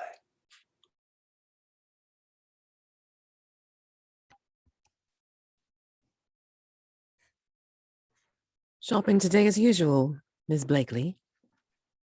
Yes, well, there's not much else interesting happening in London these days. Might as well buy some things. And you, helping the sick or whatnot? Of course. Everyone deserves care. Yes, I'm sure they do. And she just stares out the window. Stevens starts kind of staring out the window in a similar way. And then he sticks his whole head out the window to get a better view. And then he like sits back in and he seems very impatient and uncomfortable, like a small boy in church clothes. Like, back home, we used to just ride. I hate these carriages. I need to be on the back of the animal, going. This is tedious. I don't know how you stand it. Do be still, Mr. Stevens. When you stick your head out the window, you look like a sad puppy dog. It's embarrassing. And it really is no faster to take the carriage as it is to be, or I should say, be on your own conveyance as opposed to being in the carriage. You notice that there is traffic outside. Is there traffic? Is that why we're so blasted slow? Maybe this will get him going along. He like whips out the revolver and like sticks it out the window and shoots it up in the air. No. That certainly gets people's Americans. attention on the street. Yes. This is why I don't associate with Americans. Just absolutely over the top, constantly. She pulls her hat down a little bit so no one can see her. Steven sticks his head out the window and shouts at the driver. And I think go ahead, Dr. Noble. Sorry. Okay. Dr. Noble shakes her head and just motions to the curtain at the window. If you really need to cover that, you want to draw the curtain a little bit more, Miss Blakely. Closes it all the way. Good. I love it. When you arrive at 18 St. James's Street, and curiously, it seems like every room in the house is on, or every light in the room. Every light in every room in the house seems to be lit. Chandeliers, candles in the window, gas lamps. It's like glowing from the inside. And the gate that leads to the front garden is wide open, and the front door is also wide open. It's as if 18 St. James's Street is welcoming you in. Let's cut back to Hargrave House. So, Pope, what have you prepared for young Master Longfellow? I think rather than a quail as requested, a quarter chicken, like the leg quarter of a chicken, and some perhaps a heel of bread and a few, some kind of roasted or a stew of vegetables, carrots and beans and that kind of thing. I don't think Pope is much of a cook. He's kind of like shoving great big handfuls of food into his mouth, just chomping, and you're just kind of watching him, I guess, while he does this, and he washes down his last biteful with whatever you've given him to drink and sets it down and says, "Ah, that was a wonderful meal, Mr. Pope. Thank you very much. I hope we're able to do it again sometime soon." And You're welcome, son. You didn't last long, I see. he says, "Well, I'm a growing boy, Mr. Pope. I need my energy." And he sort of like gets down from the little counter table that you've sat him at, and he's getting ready to leave. He hasn't told you anything yet. What do you do? So, did you make your way past St. James's Street? He says, "Yes." He turns around. "Yes, I did. I did indeed. And I actually managed to purloin something for you, Mr. Pope. I've got better than mere rumors and hearsay for you." That seems most unlike you. You're normally such a law-abiding citizen, young Kip. "Well, I'm just doing what I can for the good of the cause, Mr. Pope, whatever the cause happens to be. So I'd be happy to, of course, turn over to you that which I have purloined, but I was hoping for a dessert, and there was no such dessert forthcoming." I can refill your glass of ale there in lieu of a dessert. "That'll have to do." And he goes in for his pocket and he pulls out a stack of love letters.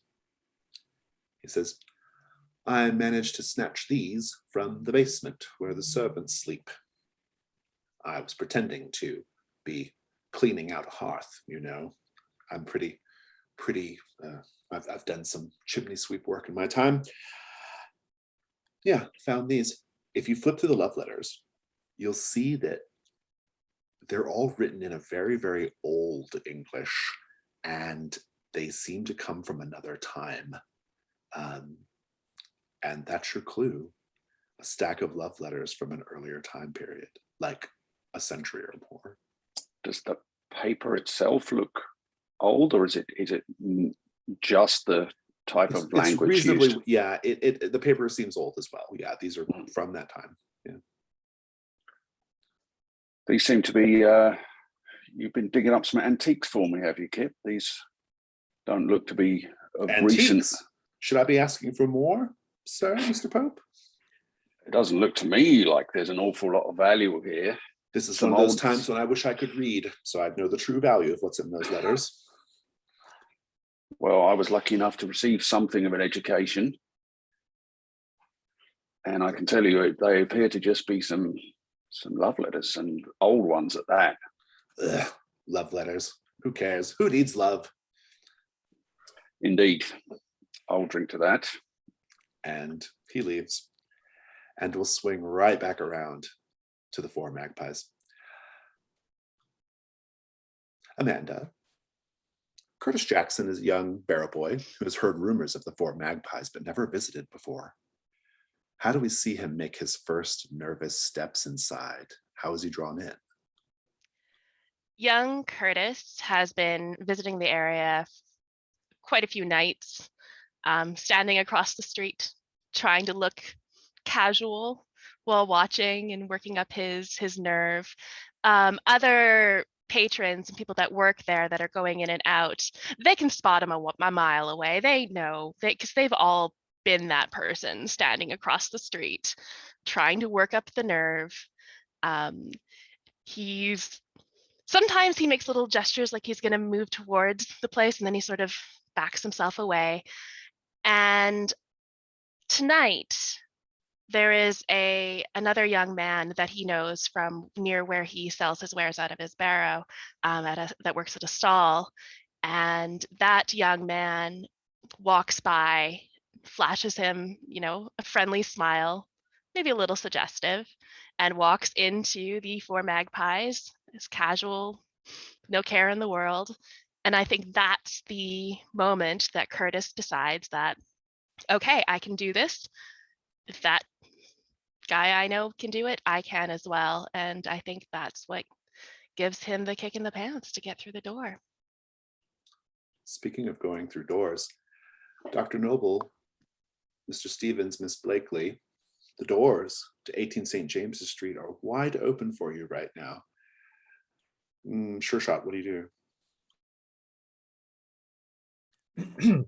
I get out of the carriage and look at Miss Blakely and Dr. Noble. Say, this seems a bit too easy, but I'm not one to look a gift horse in the mouth. I go up the door, walk in. Miss Blakely, what do you do?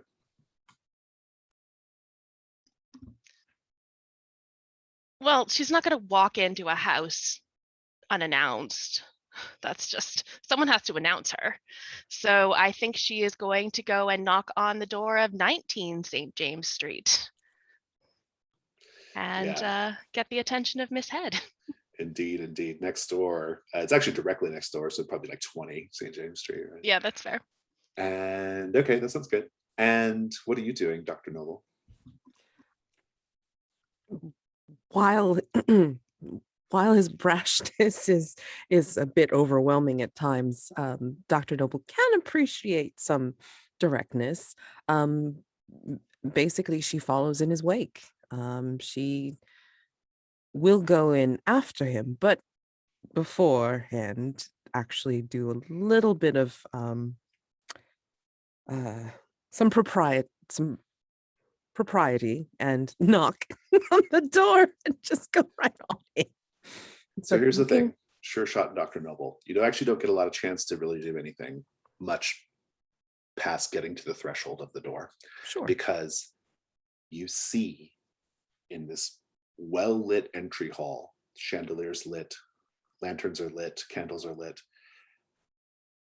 You see in that warm, perhaps uncomfortably warm, orange glow, you see Alice Beale, Mrs. Beale, floating in the hall, suspended in the air, 7 or 8 feet, her head tipped back and her mouth agape, as if some invisible force is holding her up like a puppet on a string.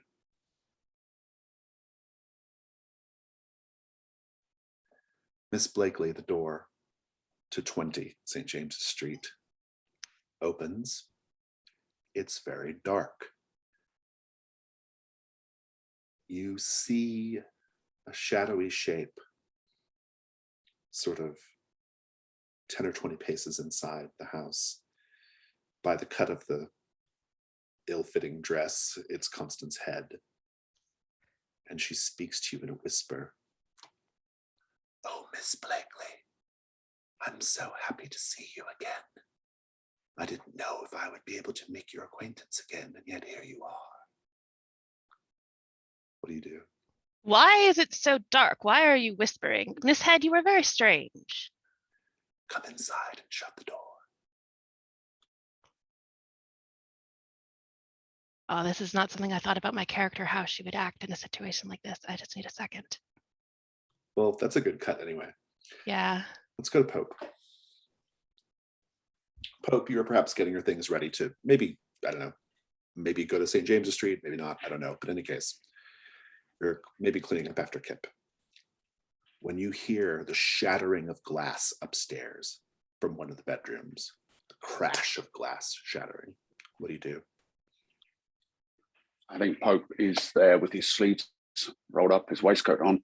And as soon as he hears that, he puts down what he's doing and dashes upstairs to see what's afoot. It was coming from... Somebody roll me a d6.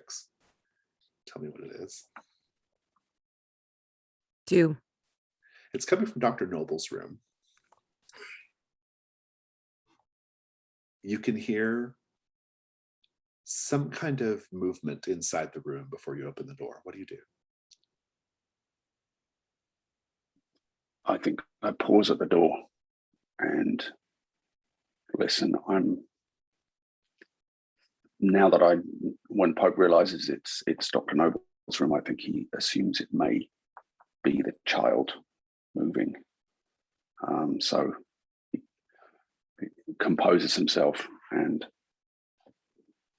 gently opens the door. Inside Dr. Noble's room, you can see that the window has been smashed. This is a second story window, by the way.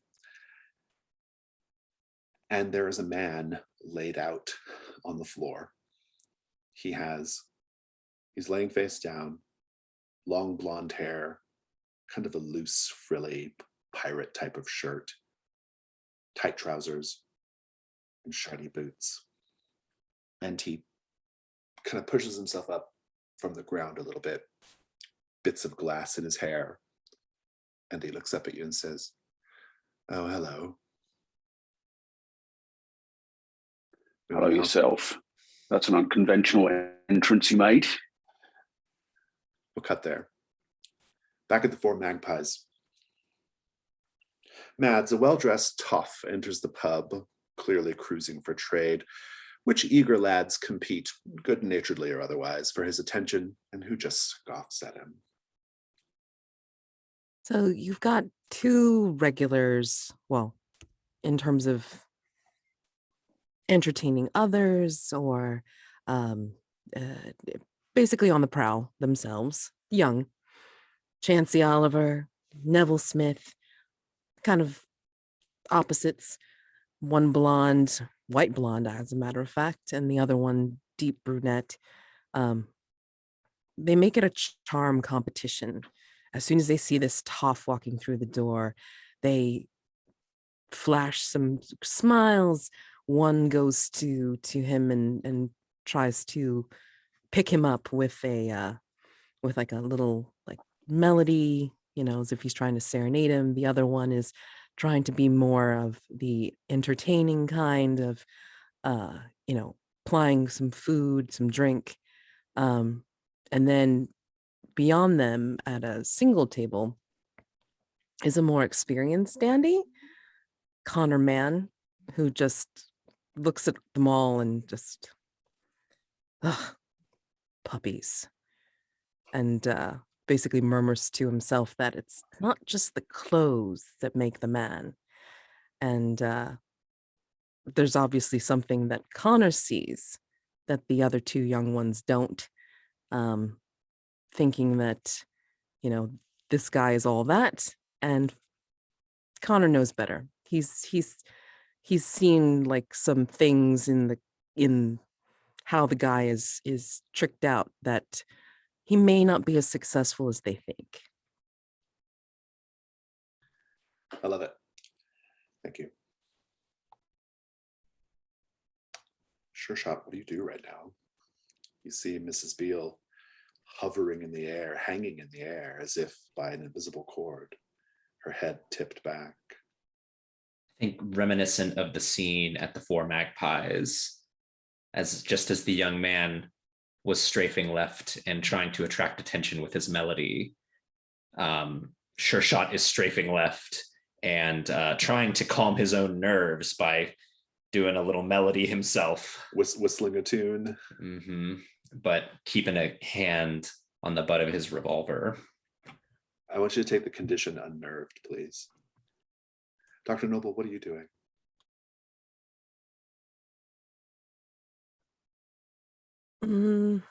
Looking up at the sight of this woman floating in the air, but also making her way around and just seeing if she can spot any wires, any kind of contraptions or connivances that would cause something like this to happen. She looks like she could be drugged out of her mind, and then something could be making her fly. Right. Let's have the information move. Okay. And it is uncomfortably warm in the house right now, so I'm going to make you make it at disadvantage. Okay. And it's going to be sensitivity, because we always roll sensitivity when the supernatural is directly involved. Ooh. Like, no, that's not a good move. That's not a good move for her. Is it roll 2 Or Oh, roll disadvantage is roll 3 and take the 2 lowest. 2 lowest. Ugh. All right. 4 plus 0 equals 4. You are strafing around, this hovering Mrs. Beale. Unbeknownst to you, but beknownst perhaps to Hank, who's paying closer attention to her directly and not any invisible wires that might be holding her up. She tips her head forward and her eyes are glowing with green wearlight. And she extends her hands and she is floating down to grab hold of Dr. Noble. Sure shot, what do you do? I think I draw and let her have it. That will be the night move, but I think we'll come back into it on the way back or on the next, after the next cut. But I like it. Miss Blakely, you've been beckoned inside by a shadowy figure. Miss Head, everything is perfectly dark. What do you do? I'm Miss Beryl Blakely. I don't go to people, they come to me. And if I'm going to enter a place, I'm going to have a much warmer welcome than this. Miss Head, I demand you turn on some lights at the very least. Do you know who I am? She says, "Oh, Miss Blakely, I know who you are. I haven't been able to stop thinking about you ever since we met. Well, it seems like ages ago, but I suppose it was just earlier today. I actually went next door to the Beals' home in anticipation of finding out more interesting information for you. And while I was there, I had a very, very strange experience."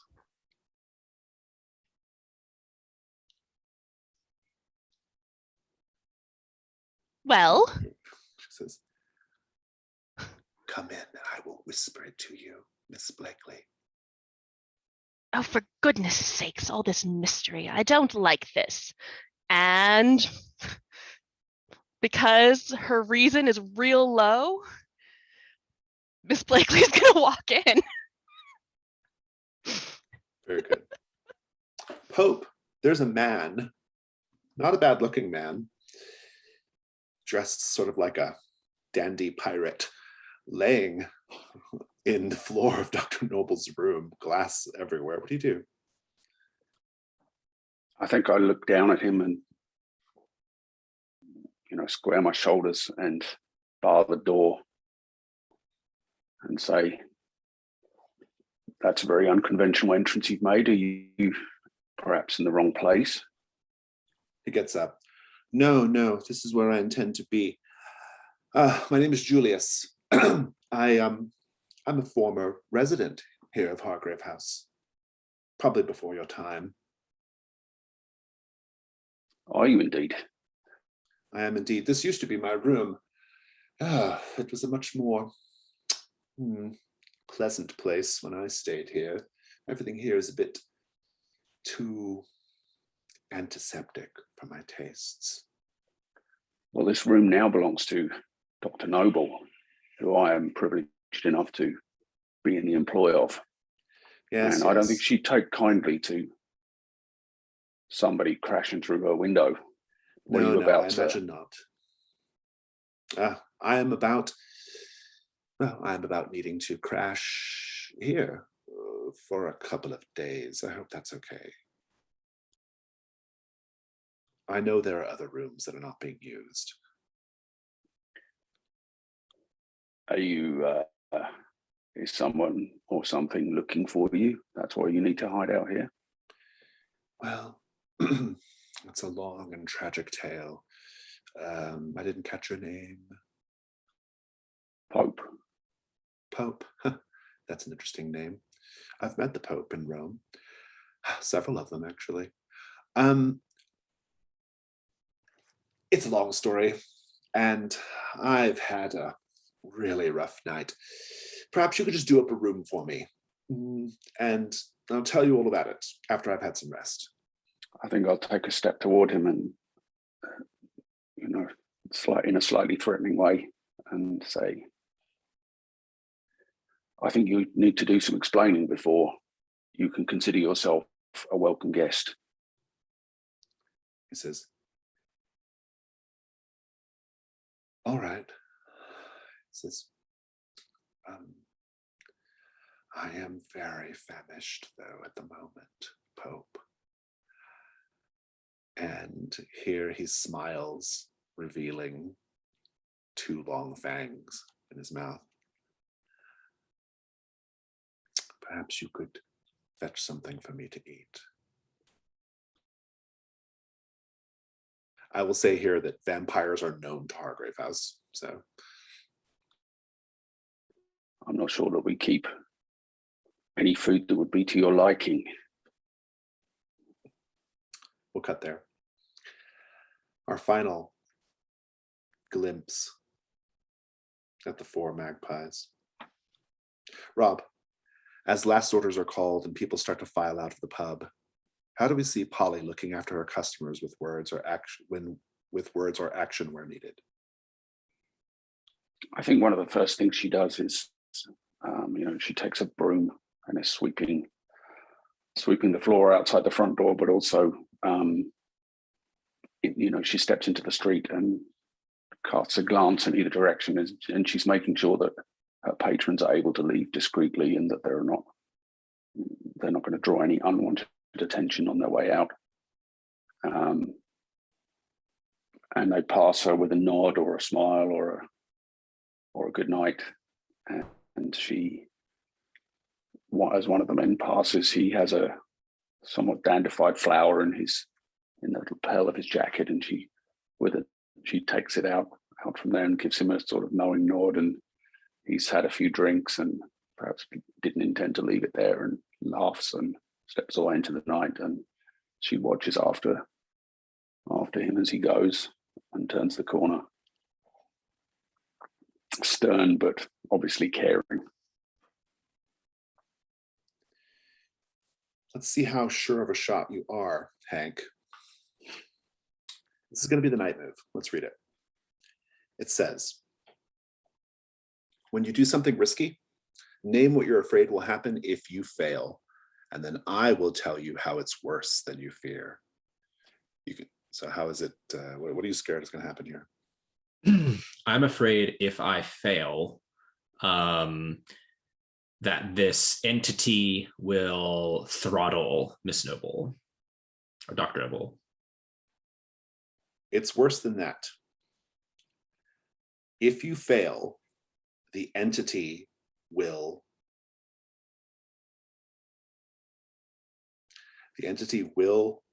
throttle Dr. Noble to death, and you will have to watch it happen.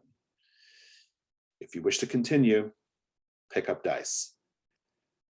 You will roll with, it has to be sensitivity because of the nature of the encounter. Your gun will put you at advantage, but your conditions will put you at disadvantage, so they balance out. So just roll with sensitivity straight, 2 dice. Okay. I will roll.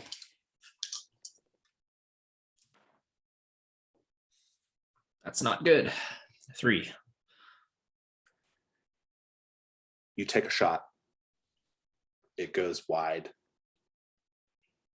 and hits a mirror hanging on the wall, but it doesn't shatter the mirror. It just cracks it in a delicate spiral. It spirals all around, and you are transfixed by the spiral to the point of dropping your gun down by your hip and focusing solely on that. Dr. Noble, startled by the gunshot, turns and does not see the possessed Mrs. Beale floating down. Mrs. Beale grabs Dr. Noble by her throat and doesn't just choke Dr. Noble. She draws Dr. Noble's life essence from her mouth. Dr. Noble's mouth opens wide, and we hear this terrible, keening wail like a woo! And we just see energy being drawn forth as Dr. Noble's cheeks cave in, hair going white and collapsing down to the ground, quite dead. Unless you want to mark the Mask of the Unquiet or another aspect of the Janus mask. I'll mark the Mask of the Unquiet. Your result instead is a 7 to 9, and none of that happens. You will, in fact, shoot Mrs. Beale. The complication is going to be that you kill Mrs. Beale. Okay. Mrs. Beale collapses down. Dr. Noble, the shot was really clean and good. She's dead. Dr. Noble, is there something about Mrs. Beale that would be interesting for the child? Definitely. What exactly? No one's around here to stop you. Definitely would like her eyes. So I assume you're going to do this out of Mr. Stevens's view or in view. oh yeah. No, I mean no, I don't think neither he nor Miss Blakely are privy to exactly what she's doing. So yeah, she's gonna try to do this as subtly as possible. Yeah. I do want you to take a condition just for the whole scene, Dr. Noble, of shocked, but you are otherwise able to acquire the eyes. Okay. You will have to tell us a memory in a moment of how the eyes remind you of the person you lost. You have to do so without telling us who they are, but Right. so be thinking on that. Miss Blakely.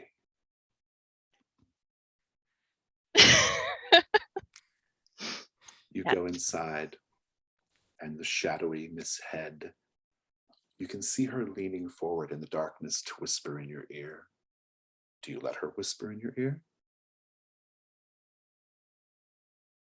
Oh, I think I give a really pained sigh. And then step over to Miss Head so she can get close to my ear. And I think I want whisper. the night move before you can do this because of keeping your nerve. What do you, if you, the night move also says if you do something, if you face something you fear, Yeah. What are you afraid is going to happen if you lose your nerve right now? See, I don't think Miss Blakely is afraid of Miss Head right now. I think she's just grossed out. As a As player, a player, she possessed and she is going to try and choke me. It's worse than that. She's possessed and she's going to draw you in to the other side of the veil. Whatever that means. You can just back out of the house and not have to deal with this, or you can press forward and roll sensitivity. Miss Blakely is not that smart. She's going to press forward and roll with sensitivity.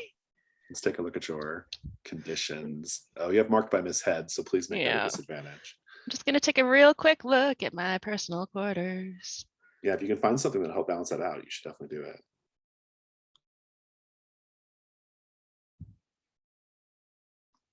I think I'm going to have, I'm going to mark the collection of implements and pseudomedical devices. I think in this case, I'm actually just going to use that ruby writing prop that I always carry.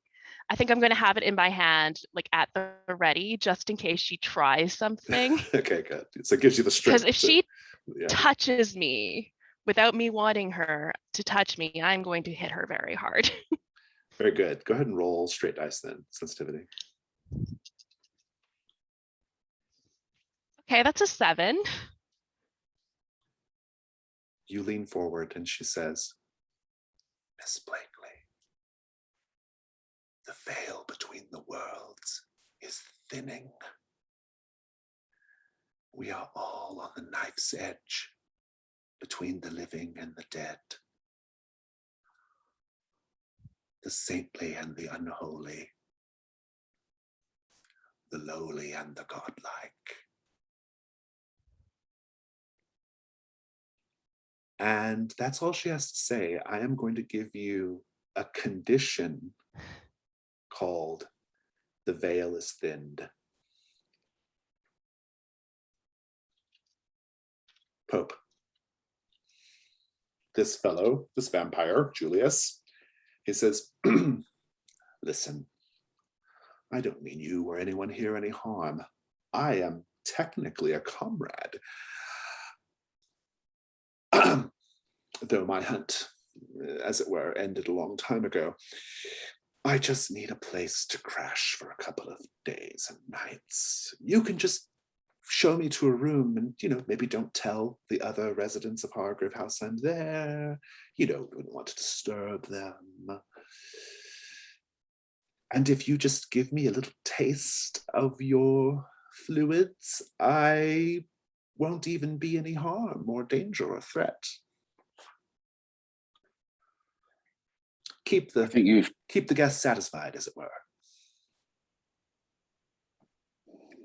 I think you take me for a fool, sir. For a start, I would like you to do something about Dr. Noble's window. And as to the question of you tasting of my fluids, as it were, let me tell you right now, that is not going to happen. I think I want the night move from you as well. What are you afraid is going to happen if you lose your nerve here?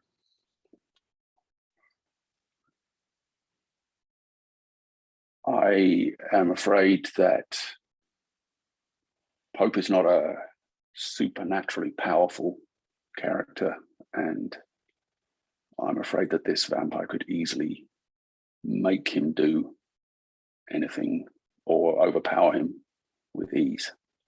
It's worse than that. He's going to drain you like a flask and then make up a story about where you went. Please roll with sensitivity. And how do I want you to take that roll? You can take it with normal dice. Okay, and I have 0 sensitivity, so that's just straight up 2d6. And I rolled a 6. He catches your gaze, says, oh, friend, you truly underestimate me. I am not one to be toyed with, mortal. I am the kind of person who gets exactly what they want, whenever they want it. And what I want right now is your blood. And he opens his mouth wide, his fangs bared, and you can feel the blood flying out of your body, through your mouth, through your ears, through your eye ducts, through your nose, just spattering into the back of his throat. As you are being drained, you lose the color in your face. And by the time he's done with you, you are but a husk collapsed at his feet. And he says, now what do I tell the others what happened to you? You got tired of the servant's life, perhaps, decided to leave all of this madness and go back to wherever you came from. Yes, that'll work. And he steps over your body out into the hall. Your character's retired unless you mark the Janus mask. You might find it more interesting to be retired or mark the Janus mask. I think I'd like to carry on a little and mark the Janus mask. Instead, you keep your nerve. And he says, fine, I'll go for now. He gives you some coins to pay for the window and says, maybe don't tell anyone that I paid a visit tonight. But I might be back. I can come in whenever I want. Perhaps next time a knock at the front door would be a better approach. This is my home, Pope. This Yeah. was your home. He walks back out toward the window and steps on the ledge of it and just falls out of sight. Take the condition marked by Julius. So ends the night phase. Let me tell you about the Mask of the Unquiet. Each hunter, all of you, narrates a flashback to their childhood when they experienced a haunting. Let's take a real quick break, like 2 or 3 minutes, just to get some water and think. We'll come back, wrap up the Dusk phase, which will involve flashbacks and things, and will probably be like maybe 10 minutes long or so on the session. So just take a quick break. We are now in the dawn phase.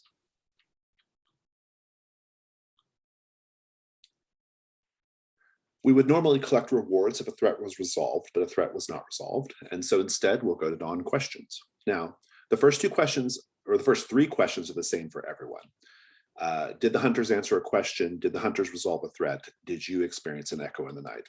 The first 2 are no for everyone, so nobody's getting those 2. However, let's go one by one. Sure Shot, did you experience an echo in the night? Yes, Oh yeah, you called it out specifically. Yeah, Yes. I remember. Go ahead and mark XP. Sure Shot, did you use violence to solve a problem? Yes. You get an XP for that. And did you share a treasured memory from the States during an intimate moment with another character?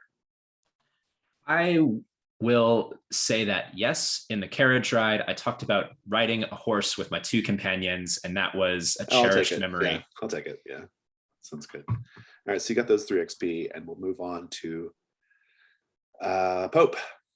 Pope, did you experience an echo in the night? Oh, you're muted.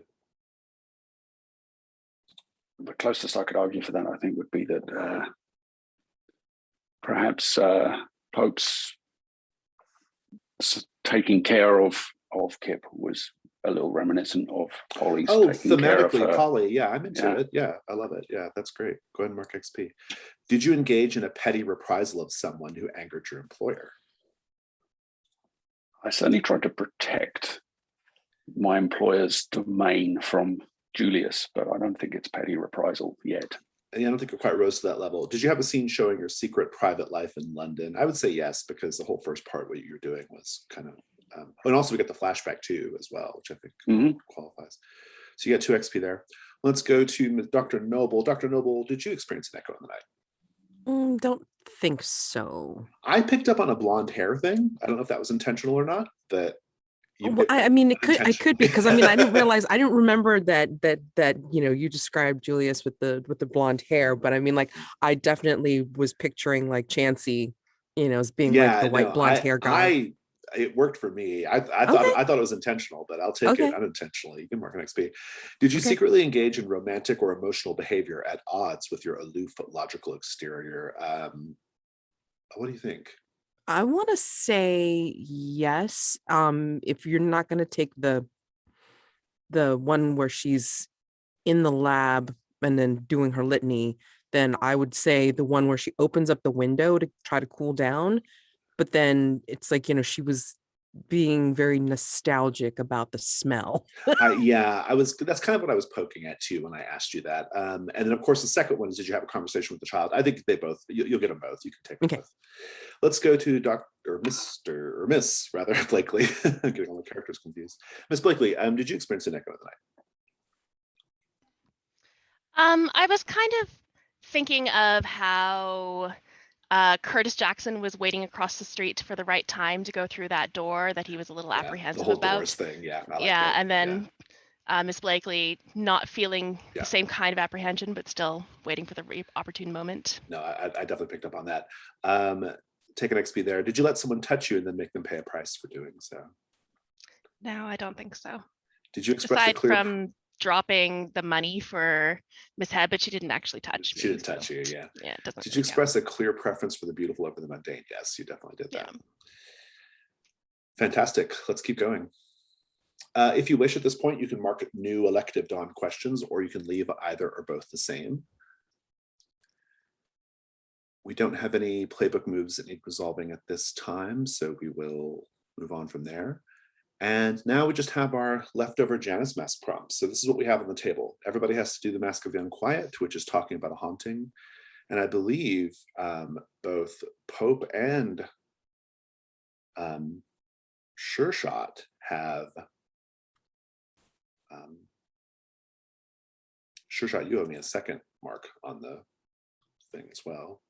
I met the Oh, you marked the mark. That was the Mask of the Unquiet. That's right. So yes, but we still have one from you from your first one. So let's just do this. Let's do the. I'm ready for that. Let's do that one. Go for it. Narrate a flashback to your childhood that shows the high level of privilege you were born with. Okay. Can I combine both into a single scene? Of course. Okay. So I think that we see a room that is a beautiful child's room, almost like in the Disney cartoon Peter Pan, where there's a raised dais where the bed is, and then the lowered portion around it is like filled with toys, and there is a rocking horse and Western-y looking things that a child would play with, and Sure Shot is sleeping in the bed, sleeping, quotation marks, but actually his eyes are wide as he stares from the covers pulled up to his nose at the rocking chair, the rocking horse that won't stop rocking in the dark. I love it. Thank you. Pope, do you want to do your next? What did you mark for your Janus mask just now, Pope? You're muted. Oh. I didn't pick one yet. I was just looking at the different options. You'll need to do.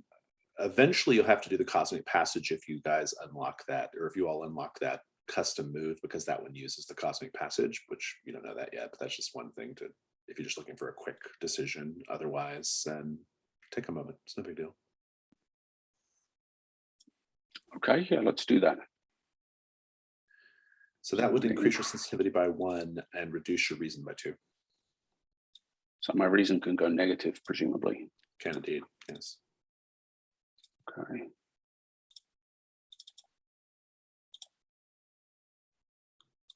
Okay. You'll have to fiddle with the character keeper thing in a minute, but we'll come back to that. Fantastic, thank you. And let's get some more haunting scenes. Who wants to talk about their childhood haunting? I can jump in. I think the camera kind of fades in, and it's kind of dusk. It's clearly still London, just London from not this time period. The fashions are all different, and there's the style of carriages. Everything's a little different and older. And you see a small child. She's dirty, kind of raggedy clothes, very beautiful though, like beautiful brown hair and deep brown eyes, and even the dirt on her face is like beautifully placed almost. She is sitting in a stairwell, and she is playing with a little ball. And as she throws the ball up and down, she is watching across the stairwell across the way that are kind of like that to each other. And she is watching just a shimmery spirit. Sorry, I live near a fire station, so it's fire trucks now. There's this shimmery spirit, and it's mimicking her every move. She throws the ball up, and this spirit throws a ball up. There's no ball, but the same movement is there. And she laughs, this girl, and she throws the ball up again, and the spirit does the same thing, and she laughs. And then she whips the ball as hard as she can directly at this spirit. And as the ball kind of heads towards it, it just dissipates. And she laughs again. And Thank you. that's my mask. Love it. Dr. Noble or Pope, you want to do a haunting? I can do one actually if it can sort of step on the eyes thing that I owe you. So it's like kind of from the eyes thing leading into the childhood thing. So as Dr. Noble takes hold of Mrs. Beale's eyes, she remembers or she sees the brown, deep, dark pools that she fell into long ago, and remembering the feelings of warmth, of being loved, and pockets the eyes in her kit, in her jacket, and that also leads into the remembering also another set of eyes, similar but not the same, of a child that she met when she was like that age, in a shop or in basically around a bunch of shops and contraptions and machinery, and just wandering around, meeting a child of her age, not dressed the same as others. And this child beckons to her with those similar looking brown eyes. And she chases after the child. And as she turns a corner, she no longer sees the child there. I mean, it's busy. It probably disappeared in the crowd. Like, who knows? Thank you. Pope, haunting. Yeah, we see a young boy some years ago sitting on a piling in the river. So the Thames is tidal. So there are these, we think he'd walked out and climbed onto this piling when the tide was out, and now the tide's in. So he's surrounded by the river water, and it's lapping this dirty, gross water, and there's fog all around him, and no one can see him. He's perhaps contemplating or perhaps hiding out from something. But he's looking down into the water and he sees a reflection there, but it's not actually his own reflection. It's a kind of an older person, but also dressed in the garb of a completely different period of time, but looking, with his face kind of bloated up and damaged, as though he'd drowned and been lost in the river at some point long ago. And the boy is just calmly kind of watching this with his head cocked on one side, with a curious expression on his face, but maybe none of the fear that you would expect. Thank you. I think that's everything for the Janus mask. And so that concludes the dawn phase and our session. Let's have a little debrief.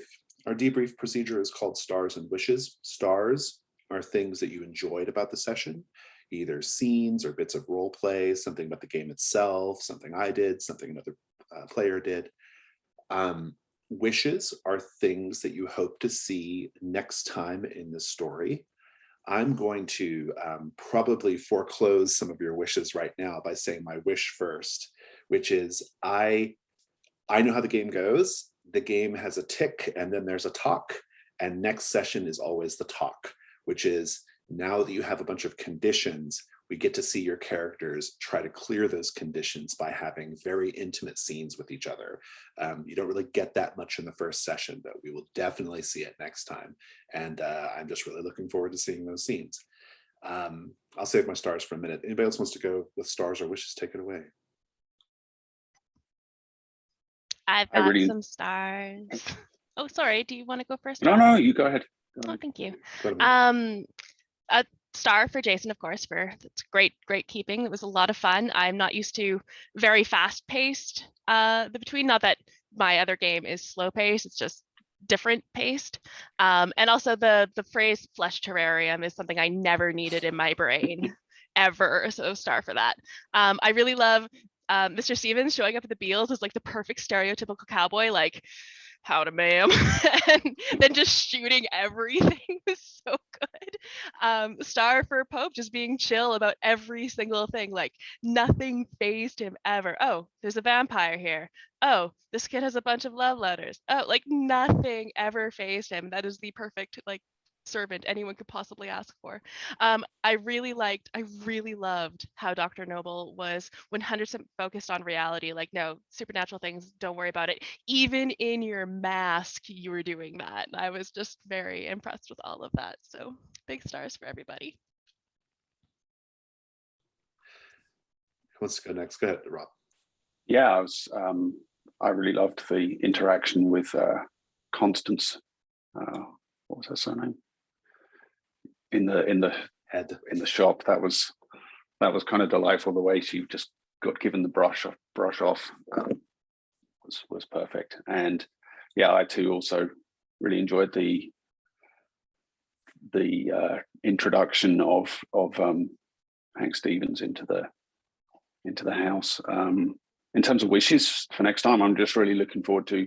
I think I really enjoyed what Pope got to do, but he was kind of off on his own the whole time. So I'm really looking forward to joining up with some of the other characters, and particularly with like establishing that relationship with Dr. Noble, who we didn't really have any interaction together just yet, but that I'm sure that will come. That's not a complaint. It's just something I'm looking forward to. And yeah, I really enjoyed that's my first experience of the Between, and it was great. I'll do my stars. That was a lot of fun. That was probably one of the best session ones of the Between I've played in. So thank you all so much for that. It was really, really enjoyable. Just everybody was so on point with their characterizations and their descriptions. Like I was hitting you all with a lot of like questions, and the character sheet was hitting with lots of questions, and everybody handled it all beautifully. So I really enjoyed that a lot. The Unseen was quite fun. I liked that everyone just sort of leaned into the terror of the night phase. I went really hard that night phase, like really, really hard. And but everybody like just kind of leaned into it and embraced it. And I think that's the right thing to do in a game where you technically can't die unless you want to, right? So there's no reason not to, but it's just good that you did.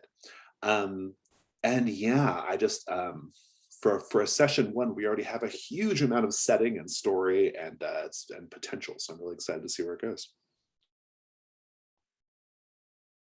Definitely stars for Jason. I mean, I haven't played keeper or DM or GM for a lot of games, but I definitely admire those that, keep the pace going along, but with reason. I mean, and asking us questions, prompting us to give more life to our characters. So I love that. And then everybody's characterization was incredible. I mean, I look forward to having more scenes with everybody in the future. Because this is great. I mean, the interaction is wonderful, and I love watching everybody play. It's great. Yeah, I will say my stars are for the game, because like I've read it, I got to see a very early version of it, but I still remember that early version of it. It was very good, but there were parts of it that just weren't quite ready. They weren't quite, and this is it. Like, this is that thing fully realized, and it's so cool. So that's really exciting to be a part of and see. And I like, stars to everybody for playing their character like to the nines. The hilt, like, yeah. yeah. Even when it was like a subdued, it was still like a to the hilt subdued, you know. Yeah, like that was the character. It was perfect. I think like the character creation process helped us all get there really fast. But I also think like everybody here was a tremendous role player. I haven't played with you all before, but it happened and it worked and it was amazing. The undeniable was owning this shop she was in, even though it's not her shop. She was owning this terrifying scene with somebody possessed by a ghost, where the ghost is having to beg you, come in, please. And it was perfect. And the factotum is everything that is like gentility and like servitude, but also like there's his own life that he's trying to explore. And the doctor is dealing with this trauma of motherhood, but is still like this doctor character and composed. It was just wonderful. If I could throw my wish is I can't wait for all of our characters to interact more. I'm so excited for the weird dynamics that are going to happen, because you know they're going to be weird. I'm ecstatic for it. I am also really excited because we already said that I've played most of these threats before, but the threats don't ever turn out the same way. This is already completely different from the game that I'm in, and completely different from the other game that I've watched because of the dimension swap thing that I mentioned. And yeah, it's already 100% different. I'm so excited to see how everything plays out with these characters solving these mysteries. And it's just, I love this game. I am obsessed with it, as people probably know. I talk about it, if you follow me on Twitter, I talk about it at least once a day about how obsessed I am with this game on Twitter. So yeah, I'm very excited to play with all of you. You have no idea. Any other stars or wishes before we go?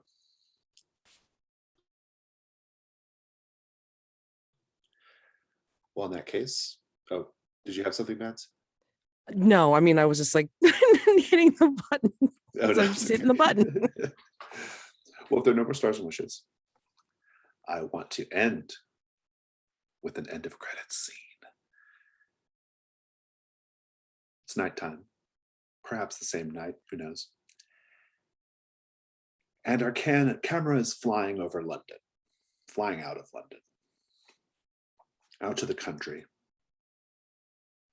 And we settle on this great manor home out in the country. We sort of zoom in into one of the rooms in this great manor home. It's some sort of library or study, dimly lit with candles. The dominant feature in the room is a map of London. It consumes a whole wall. It's huge. And there's a wingback chair sitting facing the map, but we can't see who's sitting in it yet. An ancient butler, I would say almost impossibly ancient butler, very slowly enters the room and approaches the chair. He's hunched over. He has a tray in his hand with a drink on the tray, and it's quavering in his hands as he takes tentative but determined steps approaching the chair. He presents the drink to the person sitting on the chair. This person takes the drink. And we see now that the person sitting in the chair is that woman from the carriage. She's sitting in the chair, she's sipping her drink, and her sapphire gem at her throat is glimmering in the candlelight. She dismisses the butler and stands up and approaches the map of London. She has 2 silver pins in her hands. She puts one pin on 18 St. James's Street, and she puts another pin on Belgrave Square, on Hargrave House. That concludes the end of credits scene. That concludes our time together today. We'll see you all next week.